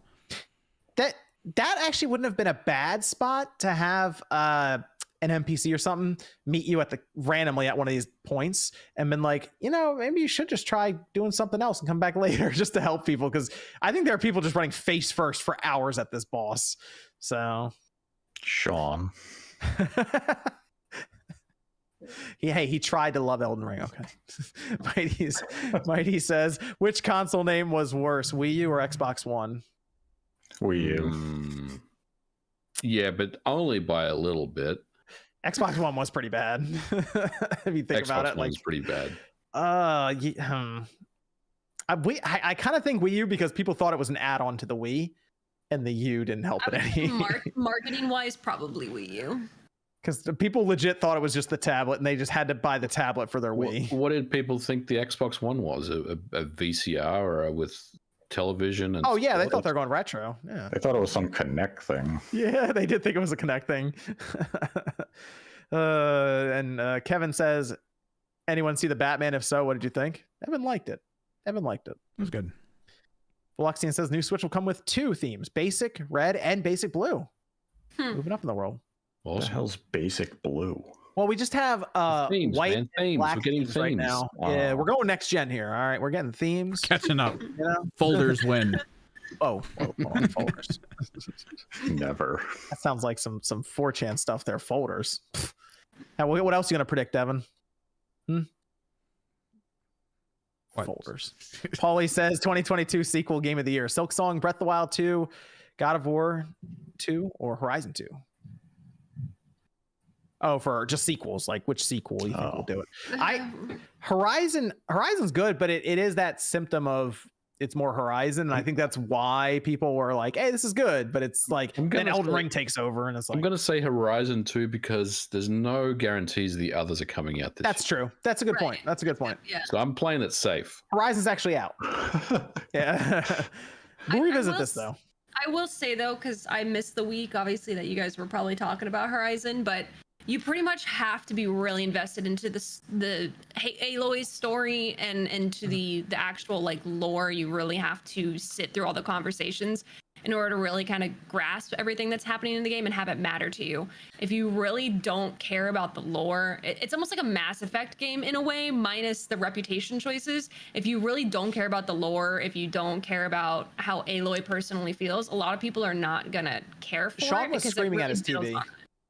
I mean, it sounds about right. Sean's just like, just let me shoot things. He was like, I believe the quote was, "Stop talking." So like, for me personally, I skipped through a lot. In the first Horizon. I actually ended up finishing that game off stream. So I never got to really talk about it. And I was just like, I don't care. And then I realized at the end of the game, like, I was under leveled for a lot of things because a lot of those quests give you some good stuff. But it's like sitting through it, you just don't have the patience. And now I'm like, okay, I'm going to give the world building, I'm going to give the lore, I'm going to give all the dialogue a try. I really like even how they've expanded on the facial expressions and the nuance between the characters. But again, if you don't care about the characters, if you don't care about their relationships, if you don't care about the lore that they've spent all this long-winded time investing in, it's going to be a very like pretty game. The combat's improved and fun, but again, like it is very lore heavy. So this is from Capono says, was it a mistake for Sony to launch a PS4 racing game to then have to last a whole PS5 generation? Be honest. I kind of get what they're saying here because Gran Turismo 7 is out right now, PS4 and PS5. Mm-hmm. It's a service-based game technically because they continue to add cars. You can buy them with currency that you buy in the game with real money. The PS4 version is going to be supported the entire way too. So this could actually be something that the PS4 version is still like current, like 8 years from now. Possible. So that's interesting. Like, will they, I don't think they'll ever stop selling the PS4 version as long as the PS5 version is still being sold. So I don't know. That's a good question actually. Because remember that originally was going to be a PS5 only game, or then tell us it was cross-gen. And then it was all of a sudden cross-gen. We'll see how that turns out. Lemstar says, say what you will about Robert Pattinson, but man, did he deliver as the Batman. I think people just love to hate Twilight, but the man is an actor. A lot of talk about Batman tonight. He gets typecasted. I feel bad. So it's cool he's getting to break out. I will again. I'll check out the Batman. We'll see. Solid 3 hours. Wow, it's 3 hours. It's like 2 hours, 45 minutes. Yeah. Wow. Okay. It's a lot of Batman. Yeah. Mr. Jackson says, shout out to Doughboy who's been putting the timestamps of the Spawncast in the comment section for a while. Shout out to Doughboy. Psychotic says, love the cast. Any cheaper storage solutions for my physical collection? I can't really fit a bookshelf in my room. We used to have those CD books back in the day. Those are great because they scratched the hell out of your CDs. They did. I have people come in for a trade-in and they just drop it on the counter. I'm like, oh, good. Great. You didn't keep any of these cases, did you? No. That made the trade-ins easy because you just sit there and be like, all your discs are scratched and we're not taking them. I mean, sometimes they'd come in with an entire collection of PS1 and it was like legit stuff. And it's like, I got to type all this stuff into the computer one by one. Because you're holding them up to the light and seeing the holes coming through the foil and you're like, damn it. One time someone came in with like the RPG book, basically. Think about all the good RPGs, all in good shape. And it was like 50 of them. I'd like sit there for like an hour straight just typing all these things in the computer. That is the one drawback, though, of physical collection. You need a place to put it all. And Mr. Job says we need another good Batman game after the masterpiece that was The Batman 2022. Probably my favorite Batman movie after The Dark Knight. A lot of people really liking this Batman movie. And Luck says, would you recommend the RetroTink 5X for Switch? Doesn't really need it. Doesn't really need it. Okay, that's more for the retro. Yeah, it's more for systems. retro stuff. Okay. Reese says, didn't expect Gran Turismo to pull me away from Elden Ring, but the solo player progression is so addicting. Too bad they went always online. Yeah. Truly Epic says, question for Evan and Click. I'm just beginning to start streaming again, and I'm wondering if you all have some fun multiplayer games you recommend. Depends on your community, really. If you're going to play with them or if you're going to just play something randomly online for multiplayer. Mm-hmm. I agree with that. What your community, like what might grow viewers and wanting to play with you might be different than what you want to play by yourself. Hey, start building it up right now with Halo, because that season 2 is coming just 2 months from now. I would say Get that extra definitely map. though. Oh boy. Yeah, but I would say definitely two maps. make it a game that you yourself won't get super tired of. Like, don't necessarily just do what's popular. It Just should be play something Minecraft. that you're gonna have fun for extended periods of time. Yeah. Yep. And this is from King saying, been watching you guys for years now, and you've all helped reignite my passion in gaming. Thank you. Just want to say keep up the good work and ask randomly, what's everyone's fast food chain of choice? Ooh, I haven't had fast food in a long time. Yeah. Yeah. It might have been like, I don't know, does Five Guys count as fast food? I don't know. Yes. Yeah, I think it would. Chipotle counts, right? Chipotle counts. Yeah, I was going to say There you go. Chipotle or Go in Chipotle. There's Or just Culver's. so much better burrito Big fan place of near me. Culver's. I like can go. I'm Chipotle. going with Chipotle. Maybe Moe's. Moe's. Extra I'd go steak. with Moe's. Good to go. Chipotle's good. What the hell's Moe's? What? You got to walk in and they say, welcome to Moe's. Yeah. They have We to. did it. It We is went- we in did it their too many it is- games. It is in their Right, contract. They Chipotle. have to say it. Nate, make your way out to Too Many Games. We'll show you. Do you have a I don't want Qdoba it. near you? Do you know what Qdoba is? Nate? Yep. What?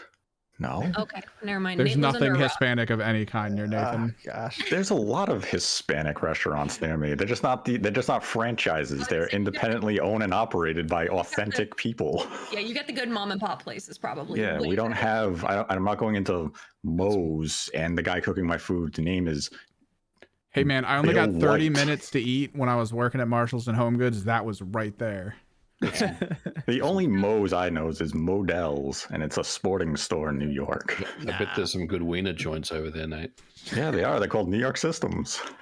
You go to the Coney Island in Oneyville. You get 3 all the way and a large coffee milk. You're all set. Coffee Guy milk. takes the buns, he puts it right on his forearm. and he- Weena's in the chat. puts those everyone. together. Weena's in the This chat. this one's from Richard saying, guys, going to check out Ely EX. Alex, too? LX2. Yep. That just Oh. dropped on Steam. I saw. I don't know. I've Evan's never on heard it. good things about Alex, so I don't really care. Oh, okay. Georgie says, all the platinum talent left to Tango and Capcom. Joe says, Elden Ring or So Breath they of the Wild. went back to Capcom. That's what Georgie is claiming. I have to look into that, Nate. Hmm. Joe says Elden Ring or Breath of the Wild 2 Game of the Year. Why or why not? I don't know anything about Breath of the Wild. That's the only thing. It's know. this is coming up a lot, this conversation, not just from Joe, but like a lot of people, because they say for me, Breath of the Wild 2 expands open world to skies and new elements like going through things, plus Nintendo breeds innovation. I don't really know anything about Breath of the Wild 2 necessarily right now. Like that's coming up a lot. People are just assuming it's gonna come down to Elden Ring versus basically anything now. It's like Elden Ring is the clear favorite currently. But we need to see Breath of the Wild too, because there's always the possibility that it runs into a similar situation we see with Horizon, where people are like, hey, this is cool, but it doesn't have that initial impact of Breath of the Wild because it's a sequel to it. It's got big shoes to fill. Yeah, that exactly. Yeah. So we got to see. Yep. This E3, hopefully Nintendo shows up, blow everyone's minds, and we're back to the holiday for Breath of the Wild 2. Let me go to MVG here. Where can everyone find you? Thanks for having me on. You can find me on Twitter at Modern Vintage G and YouTube Modern Vintage Gamer. I did a video today about PlayStation Vita games running on the Switch, so check that out. And I'll have a video on Monday as usual, and Nate and I will have an episode out next week. So check out the channel and keep following me on Twitter. Georgie says Microsoft needs to buy FromSoft. Platinum is a lost cause. FromSoft's owned by another company. I don't think. Yeah, they're owned by Kodakawa. Yeah, I don't think I don't think at all now they're like looking to part with them. Dan says thoughts on Epic buying Bandcamp. That sounds like MVG's territory. It's like music stuff. Yeah, I have my music on Bandcamp. There are some people that are very apprehensive about the deal, because obviously when a big bad company comes in and buys out a website, there's always some apprehension, I guess, about what's going to happen. Is it going to stay free and all that stuff? So I think this is let's wait and see what happens. The current CEO at Bandcamp says nothing's going to change. They've just been bought out. So we'll see. We'll see what comes out of that. But I would say, just I don't know, like maybe there may be some change at some point, but I wouldn't be too concerned about it. I think the next few here are from Mr. Davis from the OJ's pre-show that he does, where he asks, okay, so Mr. Davis thinks that Nintendo should buy Platinum because of the quality of Bayonetta and how their relationship has basically created some really good action games with those titles. But I just don't think Nintendo is interested in taking on Platinum games just because of what they usually do. I mean, I don't know. Nate, do you think Nintendo would buy Platinum games? No. No. Okay. Well, there you go. No, I mean, I could. I'm not saying it's a lock or anything, but I could see an avenue where Nintendo could, Astral Chain as well. Would that avenue be if Platinum Games liquidated and they just hired a bunch of them? I think the problem with me, for me, seeing them buy a Platinum Games is what do you really gain? Nintendo owns Astral Chain IP. So what they would end up buying is essentially the Wonderful 101. I mean, why not buy Monolith first if you're going to buy something and make it your own kind of thing?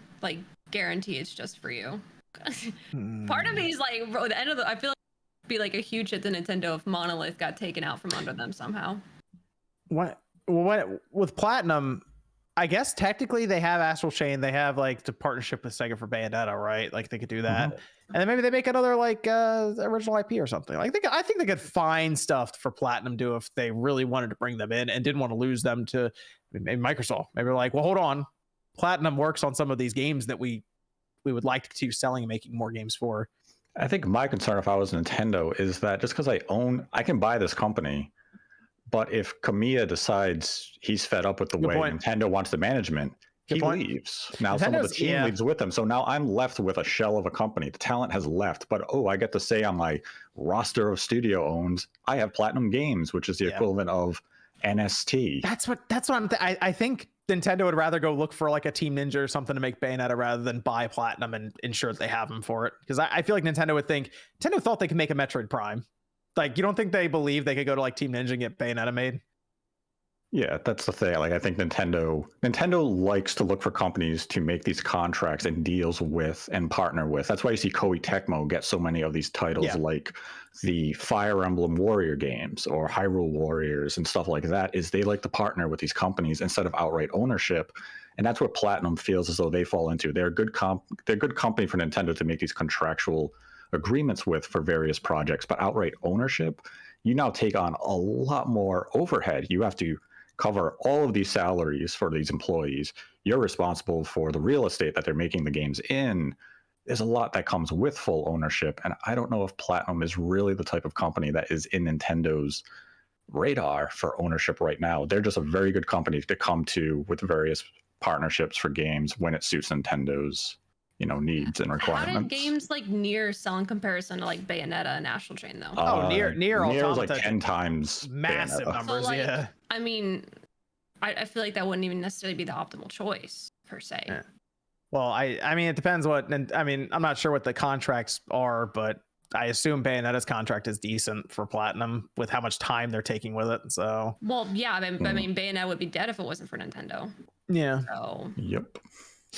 Then Mr. Davis, OJ did not talk to me about your story yet. I'm sure he will, but Mr. Davis also asked about the Ninja Turtle game and what's going on with this thing. Where's Shredder's Revenge? What's going on here? Good things take time. It'll E3. be here. I think it's coming out this holiday. It's gonna be like a late 2022 title. Let it bake in the oven. That game is going to be fantastic. It looks good. It looks good. I'm ready for it. Let's go to Miss Click. Where can everyone find you? yeah, thanks for telling me, chat. I literally thought this whole time Nintendo didn't own Monolith.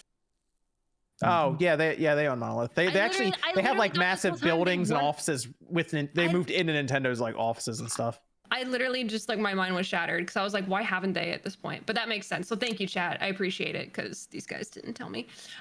You can find me here on YouTube. Honestly, I'm only half listening to this right now. Yeah, it's okay. I'm used to it. You guys can find me here on YouTube as Miss Clayton Gaming, or you can find me live on Twitch where people actually listen to me. As @MissClick_live. Other than that, you can catch me on Instagram or Twitter where we're always causing chaos as just Miss Click. So thanks for having me. Did you know Nintendo doesn't own Intelligent Systems or HAL Laboratories? I did know that. I know. Well, I don't know. But I knew HAL's separate, right? Yeah, HAL is separate, and Intelligent Systems is separate. A lot of people think they own Intelligent Systems, which is really funny. I bet you people at Intelligent Systems think they're owned by Nintendo, even just like new hires and stuff. Like, wow, I work for Nintendo finally. Well, I feel like HAL for a lot of people is a little shocking because like when you think of, I guess, HAL a little bit, it's Sakurai kind of thing. So, I mean, even the company that they bought for like $500,000 were working in Nintendo's offices, so they were probably confused themselves when that purchase happened. Isaac says, MVG, do you think Xbox will ever fix their DRM? No.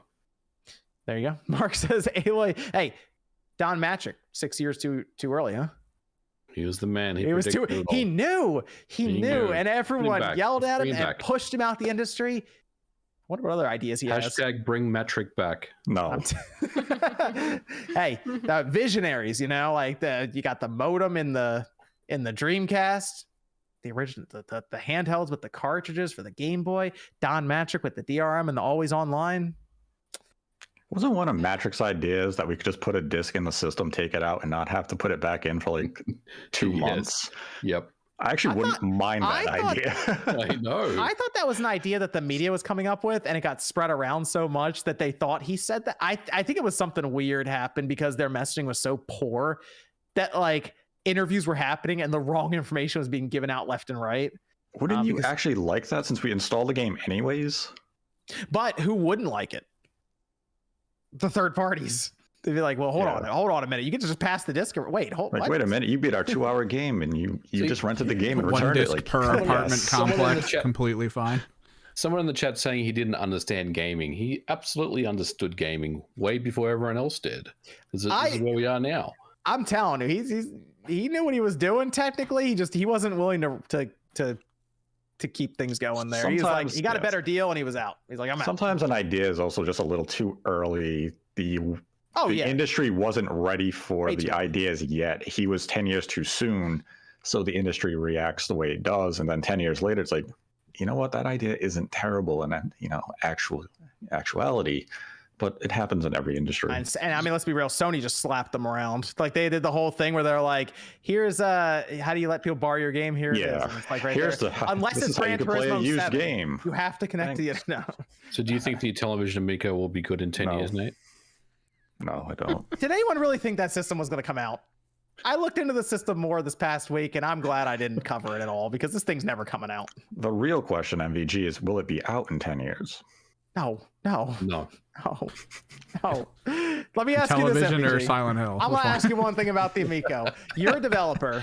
I'm gonna pitch it to you. Okay, you're a developer right now, right? Look, I know that Switch is over there, 100 million sold. The dev kits are $600 or something like that, right? Full price games though. The net system might sell it that, I don't know, a couple thousand or something. You can't charge more than $10 on the system. It's got to be rated E. All right. Exclusive. No microtransactions. Exclusive. All right. You're in, right? You're really entertaining this thought right now. Listen, if there was anything that was predatory, is the deals that Intellivision was allegedly offering their developers. I saw those. Yeah, that's I don't know how any person would have looked at those the guidelines for developers and been like, this is gonna do a lot of numbers right here. It's like, why would they make for it? Why would they make games for that? People who agreed to make games for this platform would have been like college students who were pitching like their final projects as a full release just to get their names out there and say, I released a game on a retail system. Or juniors that want to break into the industry. Yeah. You could just go make it and put it on Steam or put it Make on a cell phone game the real Switch. Like I just don't understand what the pull was there. Like there was never any pull. How was that going to work? It just made me think of another horrendous idea that we saw implemented during the Wii U, Xbox One generation of consoles. What the hell was Nintendo thinking with TV? That button actually came up clutch. Not the button. I'll be honest. The app. Okay. The app where you could like watch, you could go to like football scores on the app that was like 12 minutes behind live television, and you could talk to people on like a messaging board, be like, I can't believe this just happened in Euphoria. Be like, I can go to Twitter or a forum or Facebook. Why am I talking to you on this? It didn't even release in Europe. It was so bad. That button worked though. It was good. Yeah, it was a good universal remote. Yeah. Laru says, is overclocking worth it, or is it time for Xbox Series S? Overclocking for, I guess, the Switch. I mean, I don't know. It's fun to mess around with, but it's not anything that you would use like as your regular workflow. It's really just there to just do comparison testing. Honestly, Mark says Aloy just isn't an interesting character in their opinion. I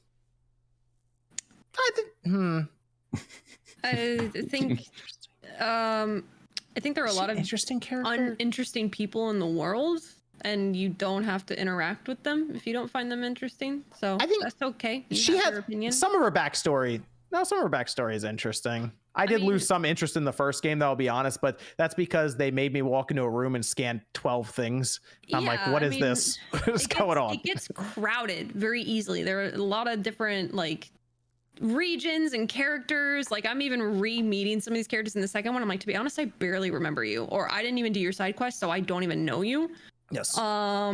But I will say, like, if the concept of like you being born and you're shunned your entire life, and then you like have to prove yourself, and then instead of just being accepted into the tribe, you find out you have to save the world. If like the weight of that on a character isn't interesting to you, like I mean, that's again your personal choice. To me, like I try to put myself in the shoes of that character, but if that's too emotionally exhausting for you, that's fine. That's okay. You can play as a silent protagonist in Elden Ring, and if that's somehow more interesting to you, then do it. That's good for you. Let me go over here to a few of the Streamlabs stuff. There's two of them. Beast Gaming says, now with digital console sales growing, would it be wise to start buying digital games to play them on future consoles like the PS6, which may be an all digital console with the possibility of backwards compatibility for PS4 and PS5 games, because they may not have a disc drive possibly? That is a good question, because I think this is going to be the last generation for disc drives. Maybe. Liam says, is there a specific Mario Kart track that you guys want to have back with the booster course pass? I feel like we Yeah, I'm pretty sure we did that along with a question that Did we said, do that which one? ones don't you want? I feel like we did that one last week. I did just get a clean copy of Mario Kart Double Dash though. I've had one that's just disc only and like all messed up. I don't know how it much works. did you It's pay all messed for up. it though? It's like $80. Oh, okay. That's not too Jesus bad. Christ. It's complete. It's clean. Man, it even has like the safety warning thing that no one read. That's in there. I don't buy as many GameCube games now just because they're all like expensive. So like too many games, I guess. Next time that happens, I'll find that table that has buy two get the third free again and do that. You really think Play that's the- gonna, you really think they're gonna play offer the- a buy two get one? They did that Play last the- time. That's how I got some. Yeah, games, because he walked up there. He's like, "Do you know who I am?" I did spend some money on those Resident Evil games though, because I'm like, I Did want to you- get these now. I saw it was a tweet today. It was Simpsons Hit and Run, where a guy put out the picture and he's like, "New retro game store opened in my mall. I'm not going back." Shows a picture of Simpsons Hit and Run on the GameCube. The store was charging $120 for it. It was How much? used. Is that actually that much? No, brand new. It's that much. Complete in box is usually 80. Oh, I was gonna say I have that. I have that one. Yeah, it was like $120 for Simpsons Hit and Run. Are you like? I'll sell you mine. You know what? You know what blew up in value are those demo discs, and it's funny because I bought demo discs for like $20, like for a video, like a year or so ago, and now they're just like, I think one of them I bought's like worth $200 for no reason at all. This GameCube stuff is crazy. Nate, where can everyone find you? You can find me on YouTube at Nate the Hate. As MVG said, we will have an episode in the coming week where we will go over the Nvidia leak and whether or not it is a Switch 2, Switch Pro, or something else. Also, other information regarding the leak and the hardware in question. Ooh, okay. And Evan, where can everyone find you? Find me on Twitter, Kimrex Project. If I'm doing any conventions or anything's going on, I'll usually post there. Stream schedule is probably going to go back to Wednesday, Thursday, Friday for the coming weeks because I got tons of other side things I need to focus on doing. Okay. That's going to do it here for Spawncast. Thanks everyone for tuning in. Make sure to check out Nate's podcast this week. Should be interesting. And then me and MVG did a fun little video talking about some of the Nvidia leaks as well for developers' perspective. That'll be out tomorrow. Until then, we'll see you guys later. Bye-bye. Do, do, do, do, do, do, do, do, do, do.